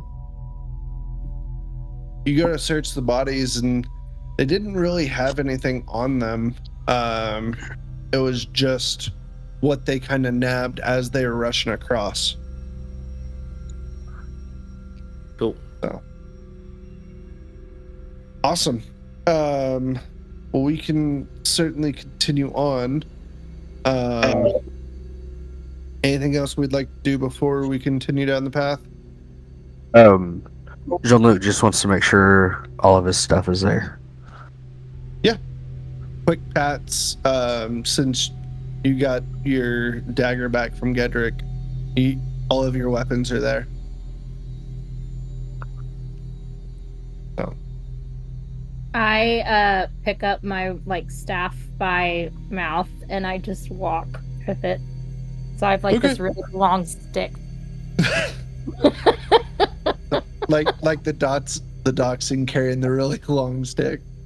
That's I really awesome. love that Caelynn has stuck to even though she is a werewolf, she could walk bipedal. She is choosing to walk like a dog, and I love it. I'm here for it. Every second of it. Yeah, go. Do you already have inspiration? If you don't, take it. I don't. I used it, so I will take it. Caelynn. Oh, Caelynn. Yeah, No, Caelynn needs to Caelynn, take yeah. that for shot. Yeah, for sure. Yeah, I used inspiration a couple of sessions ago, so. Perfect. Yeah. Go ahead and take an inspiration. Is that where the little red square is around? Yes. Yeah, no, I still have it from. Okay. Cool. Yeah. I haven't So- used my inspiration yet, which is insane. Just a reminder, I'm trying to give them out more. That way y'all can start using them more. They will expire at the end of next session if you get them today. Okay. So Oh, I forgot. What does inspiration do again?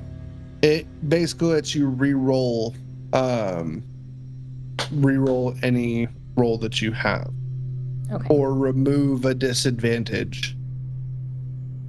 So Perfect. Now that I know, we'll use that more often. yeah. Awesome. Well, we continue on. The trees made of glass, they start becoming thinner and thinner, coming back more to wooden trees as it may be. Again, still everything in a deep grayscale. And you come to a heavy gate. In this gate, there are scribings in different languages.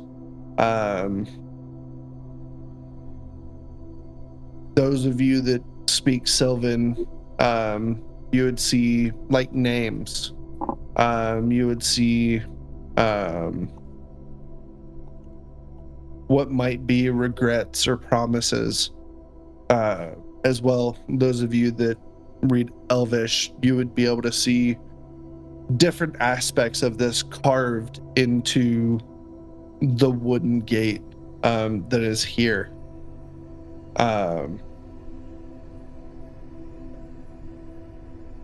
What are we doing?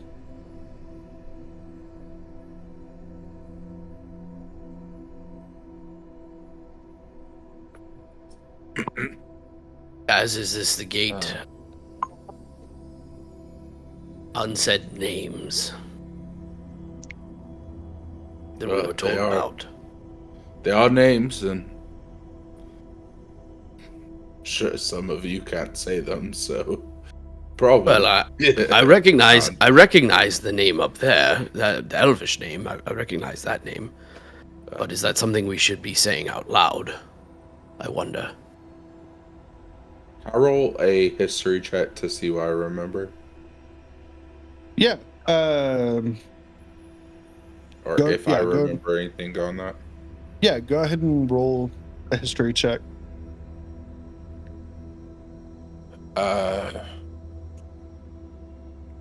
18. 18. Yes, sir. Thinking back in the depths of the brain, you recall having conversation quite a while back with your father,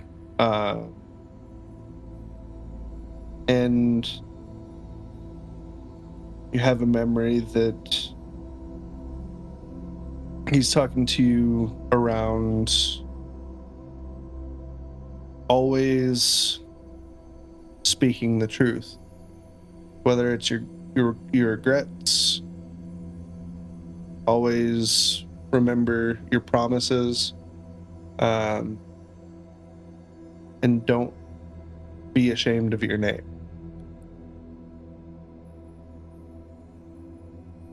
And the names are written on there or carved in there.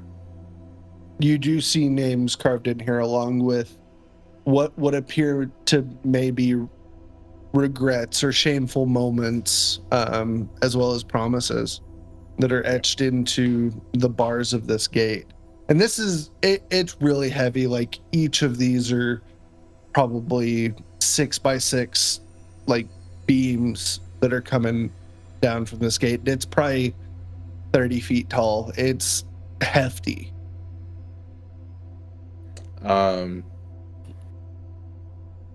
Casimir would just look at the gate, look at the names,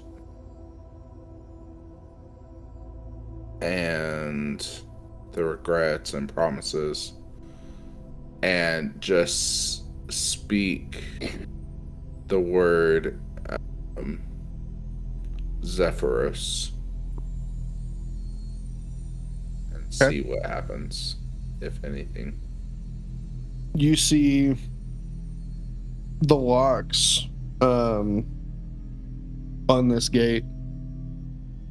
As you speak your name, you actually see it start to carve itself into this wood. Zephyros Feywild. And one of the locks clicks.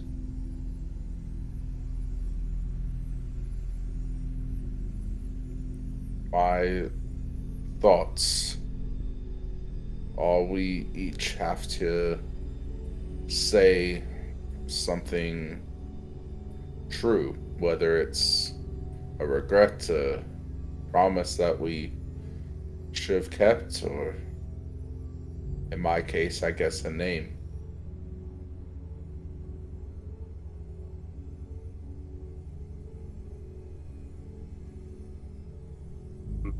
Jean-Luc will step up to the fence and just say, I don't know who my real parents are, but I wish I did. Okay. In Elvish, this starts to get burned into this wood. And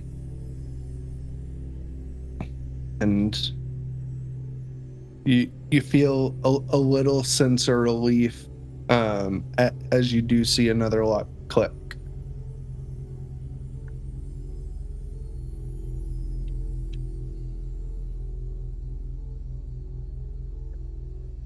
Gederik, Step back. watching them do this, steps forward.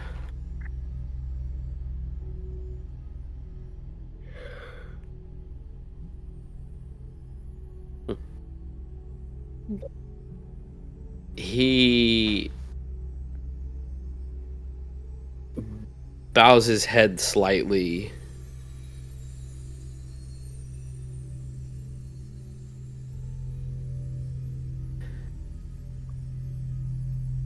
And he says,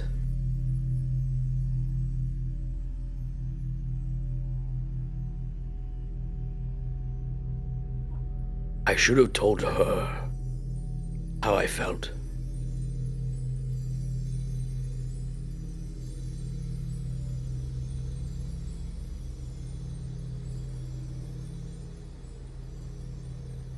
You start to see. You see her written in Elvish.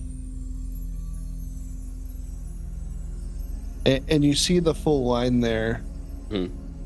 But it burns her, the word her, burns red. And you don't get a click. Gederik, knowing what it's calling out, lowers his head even more, and not necessarily touching the word her, but putting his hand over it, says in Draconic,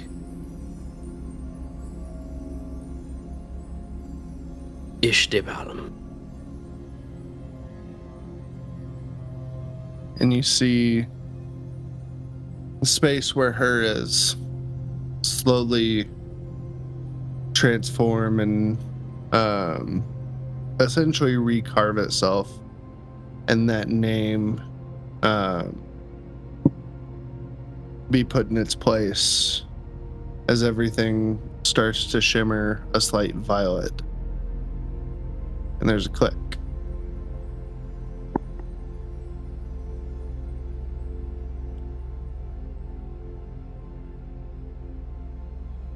Two more locks remain. Oh, two more. Oh, shoot. Well, Caelynn, do you have two secrets that you need to share with the class? No, I don't. I hate this. She doesn't have to. Gederik, observing all this, just kind of intellectually says, well, perhaps she doesn't have to reveal a great secret, but simply speak true words for herself. Or perhaps say her name. Would also be willing to just move off for a moment if she needs to. So I can think it, or do I have to say it out loud? You have to say it. From our understanding. at Yep, least. so far it's got to be stated out loud. I turn to the group and I say, can y'all leave for a minute? Certainly. Gederik just turns his back. Doesn't walk away, but just turns his back. No! I turn around and I push him. I'm like, you need to leave. Gederik reluctantly steps away.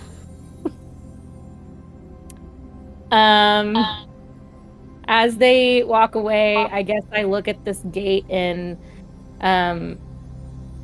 like something that's been on my heart lately is my father, and I say out loud, I wish my father was dead. And right in kind of the center post, you see it start to carve itself, and it gets to my father. And again, similar to Gederik's, it starts to emblazon itself in a red color. I don't have a name for him right now. Or make one up. Make it Ain't now. going nowhere. Ain't an event right here. Harry P.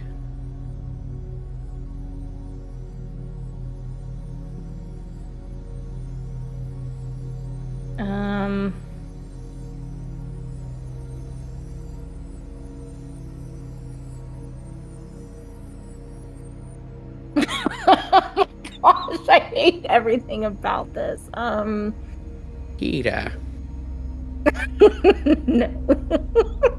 Yeah.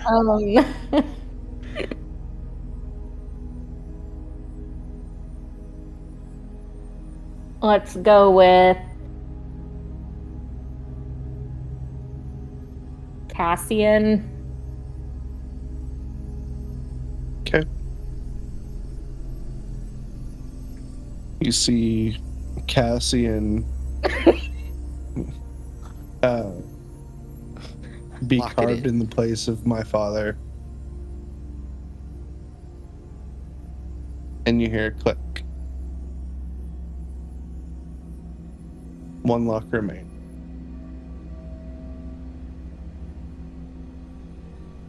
Do I have to say Did another? did secret? did you finish, Caelynn? Yes, I did, but we still have one more lock. Well, unless you want us to come and see what you wrote down on the wall, yes, I would suggest that you come up with something else. Perhaps say your name.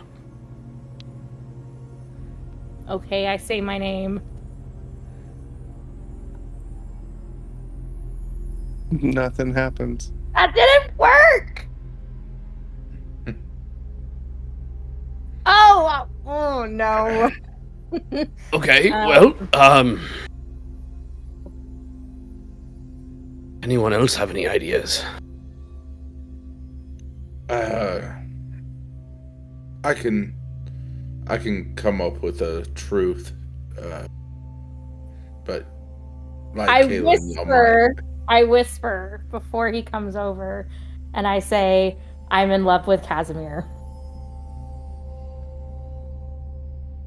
No effect.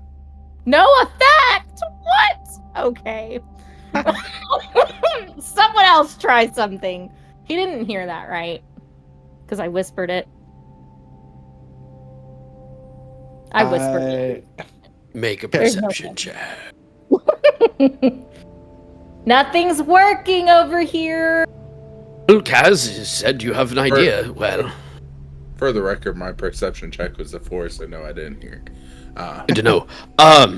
Regardless, Kaz, Alright, what's your grand idea? Besides kicking it, he stands at the gate and just simply says,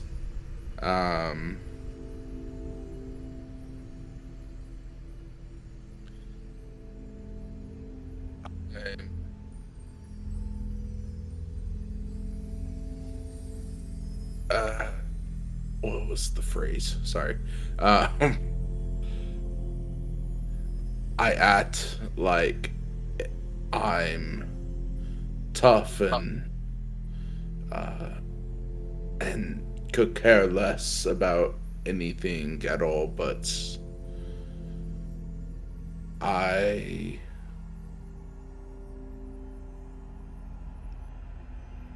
want to be loved again.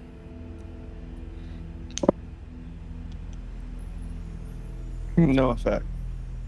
What? Okay, now I'm getting upset. So, go ahead, Gederik. As you kind of see that you've now had 2 of your friends attempt this, go ahead and make an insight check. I have a 6th person. 18. 18. You realize that there are 4 of you, which have unlocked 4 of the 5 locks. There's also the entity of the party itself.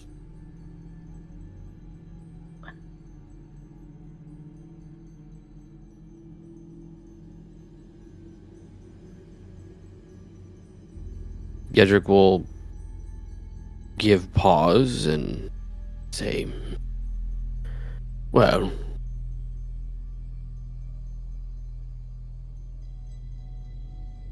we are a family,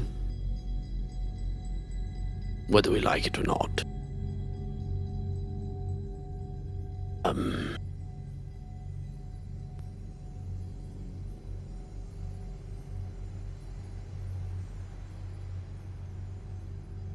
We said we called ourselves the Gifted Shadows, correct? Yeah. And as Gederik is thinking, he'll just say, we are the Gifted Shadows.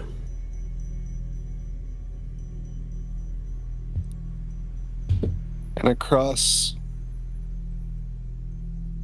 kind of the board that these locks are set on,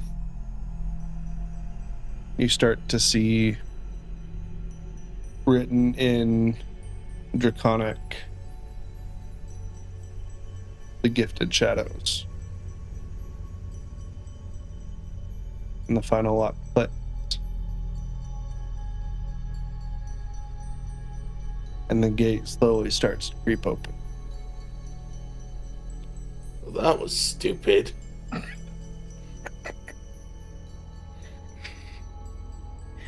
Not to the DM, but it is fine.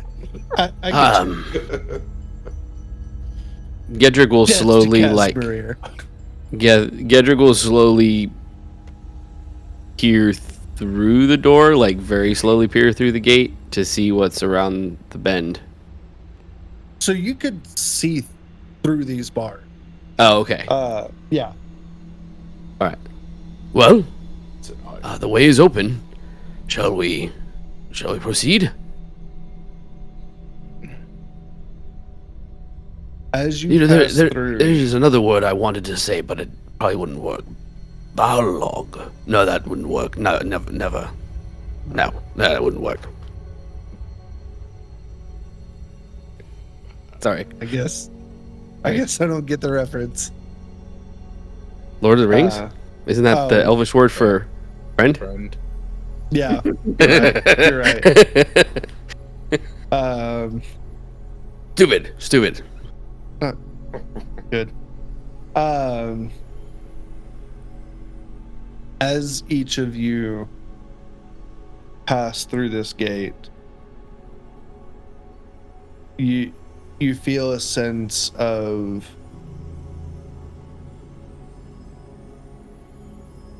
like a closeness that you hadn't really felt before. Like, y'all have started to go through some stuff. Y'all are starting to become more cohesive as a party.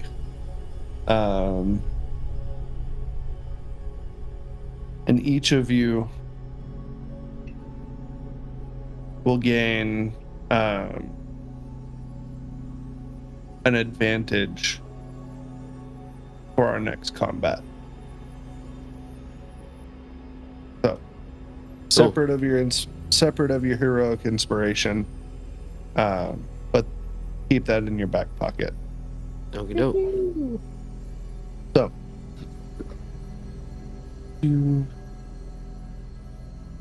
as you cross through the gate, it's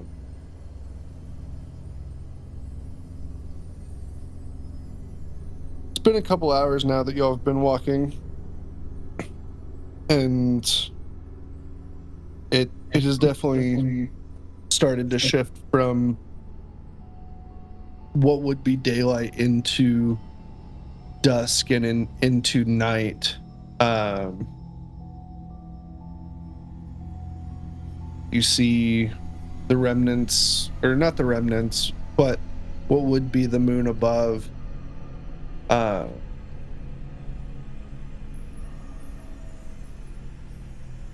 However, go ahead and make a perception check for me.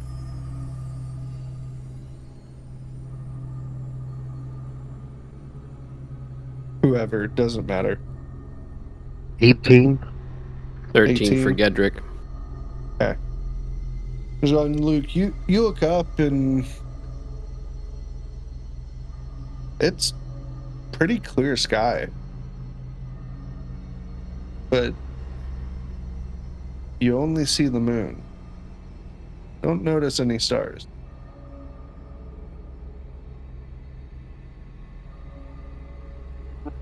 Casimir, is this normal? Have you seen this?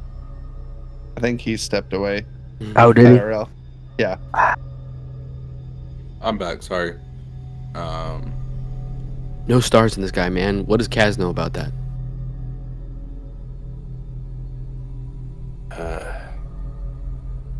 Around here, I couldn't say that anything is absolutely normal, but that does seem odd for anywhere, especially here. Although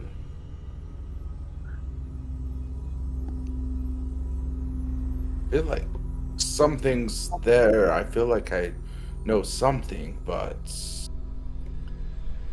I just can't place it. It's like things are fading away with every step that we take in this place. It must be the darkness or something. I don't know.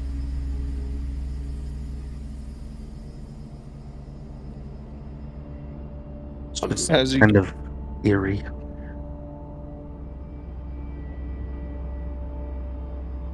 Kaz.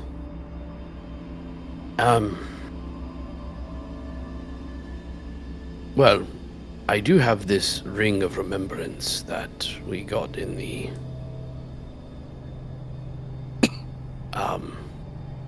frankly, it's not much use to me right now. But perhaps Perhaps you can make use of it, and maybe it will help you unlock some memories. Yeah, I can try for sure.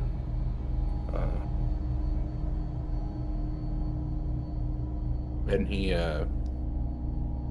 takes the ring in his hand and holds it, closes his eyes, he opens it after a moment, says, "Yeah, I can't remember anything." Well, I didn't mean right this second, Kaz. I meant you could hold on to it for a little bit and get back to us. Sure. Guess I've forgotten how these things work.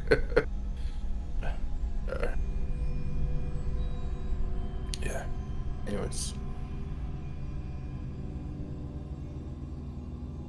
Is keeping an eye out for the stag at this point, not knowing Okay. or having an idea of where that would be.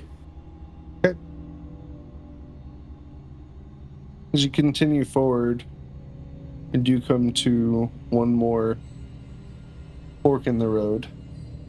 This time, simply left or right. Who is pointing the way?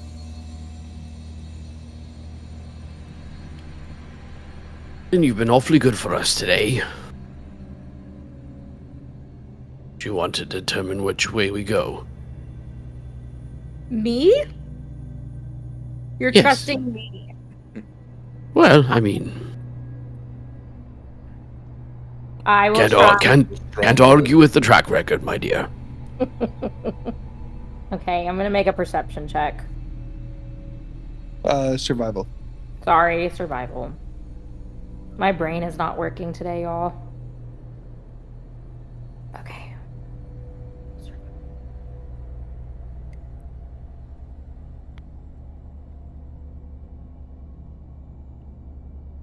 An 11. An 11. As you look, you can't really tell one way or another. So Can I you use get my inspiration and try again?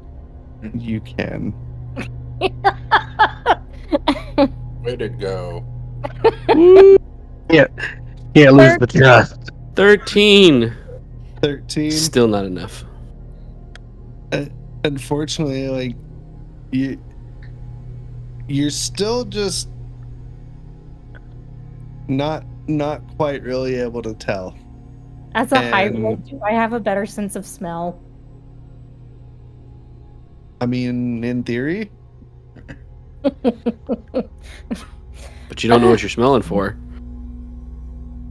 I look up at Gederik and I just shake my head. I hope he understands what I'm trying to tell him. well, unfortunately, in this particular case, I do need you to make the decision. Okay, there's two paths or three. Left or right? If he flips a coin. It's just- I go right this time. How about this? No, I- I made the decision. I went right. Okay. He might Just- be trying to help you. You might. Just to confirm, I'm going. on which route I am deeming as true, high or low? Low. 5. Okay. I think that's the first one that you've actually gotten right, or one of the very few. Cool. You tend to your friends. You feel, while you had the little head shake for a moment,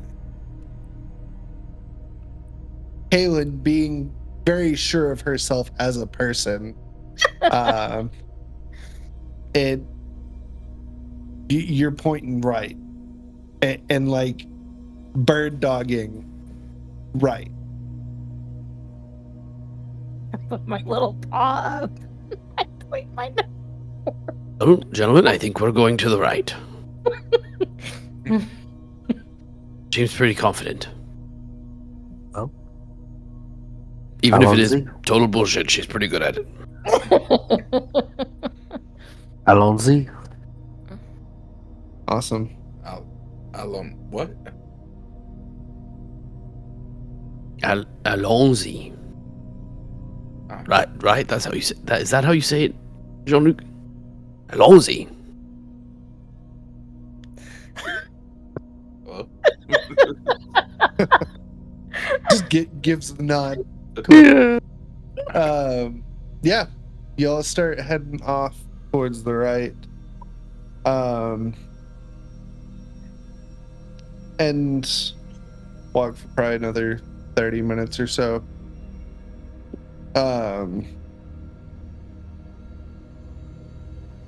You start to come towards the separation between the forests and the ocean.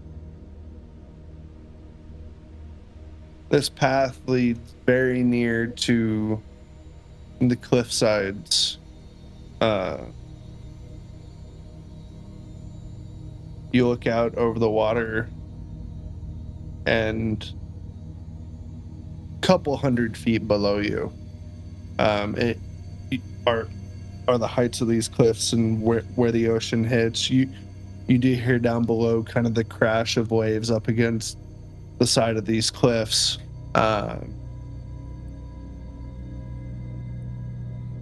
All of you look out just for a moment. Definitely not getting any reflections off of this, but you do see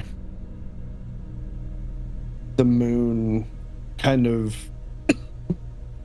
reflecting off in that way. You're not seeing reflections of yourself at all, but you see the reflection of the moon off these waves, and each of you just get kind of this bone-chilling feeling as this doesn't feel right. Like, this should look a lot prettier.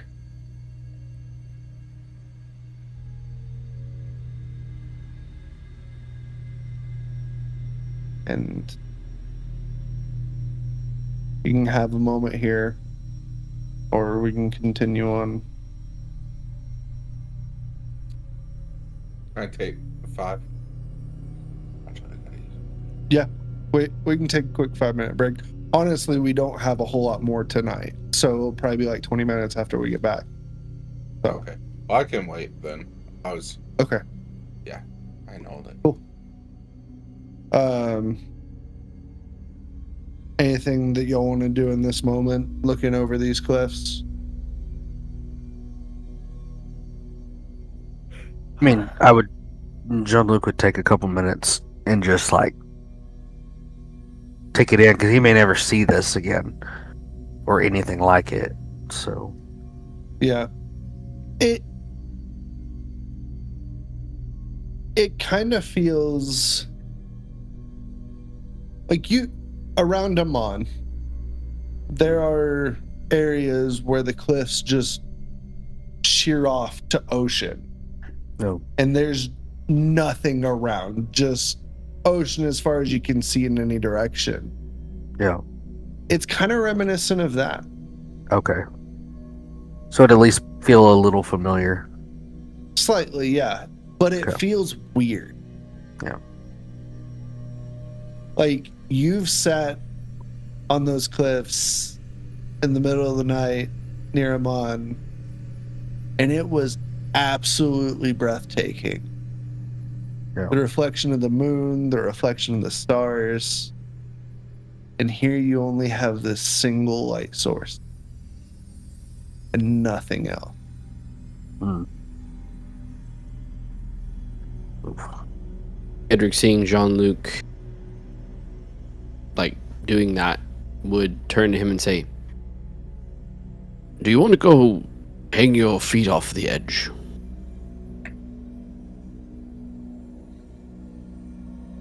don't know that the Feywild is somewhere where I should do that. Oh, I agree. But I've talked to fucking walls, so May just be anything little here is bit- possible. may just be a little bit homesick. Gederik kind of gets kind of like this befuddled look on his face because in his mind he's trying to reconcile knowing that Jean-Luc is Fey, but knowing that he's probably referring back to his parents, not knowing what to say, just kind of scrunches his face a little bit and just says, yes, home. It's a fickle place, isn't it? Well, it's hard being somewhere that should feel like home but doesn't. Quite.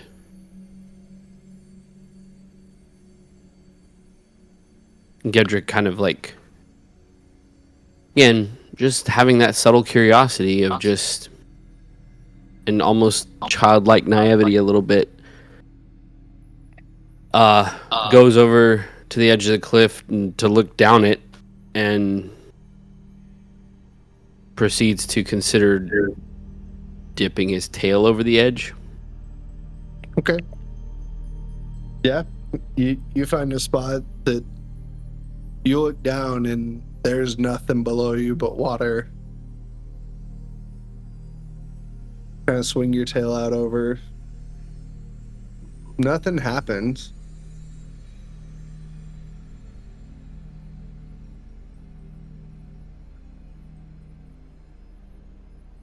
It is beautiful. Eerily beautiful. The absolute weirdest way possible. Yes.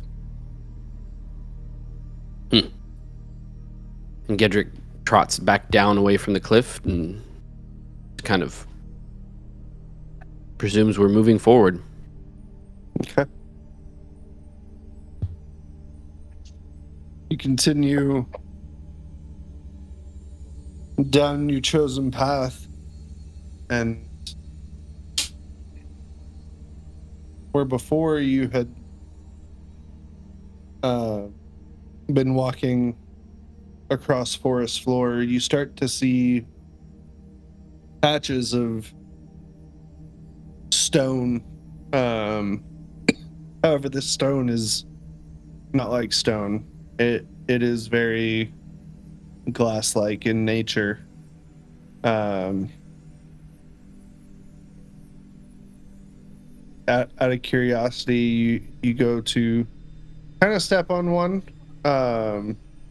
Solid as can be, nothing really happens there. You do see, of course, the reflection of your foot off of it. Y'all continue Gederik moving. deliberately looks up so that he doesn't even engage with the reflection again. Okay. Continue forward, and these stones become more. Where eventually, like, you're walking on a path of glass. And the trees here, again, they've thinned out and have started becoming similar to the glass trees that you saw previously, where we finally get to your endpoint, and it opens up into a circular kind of shrine. You see steps down into almost like a 360 like amphitheater. You've got steps down into almost a pit, but everything here is made of this glass, obsidian black glass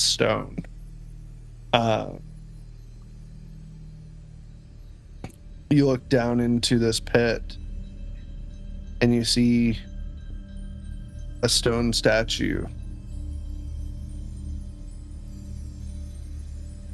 of what appears to be a unicorn with a broken horn. So it's just a uni. Yes. I was just gonna say it's a horse, but whatever. Well, like there's enough that you can tell. I know. Yeah. I know. And it initially, like, it shimmers in reflection, but as we stand here at the top of this arena, as it may be, final thoughts start come across that is probably what we're about to have to deal with. So we're in like an arena, like battlefield type thing? Kind of, sort of. Like, you've got it's probably 30 feet in height, and you've got steps down to the center. The center's probably 120 feet in diameter. Are there other statues or just this one? Just the singular one. Is it next to us or is it in the middle of the arena? It's in the middle. So y'all are up top, kind of at the edge, getting a look at this whole area. In here you do have those stone trees or glass trees that are kind of encircling this area. Not super thick, but they are there. And with that setting of where we currently are, that is where we're going to close tonight.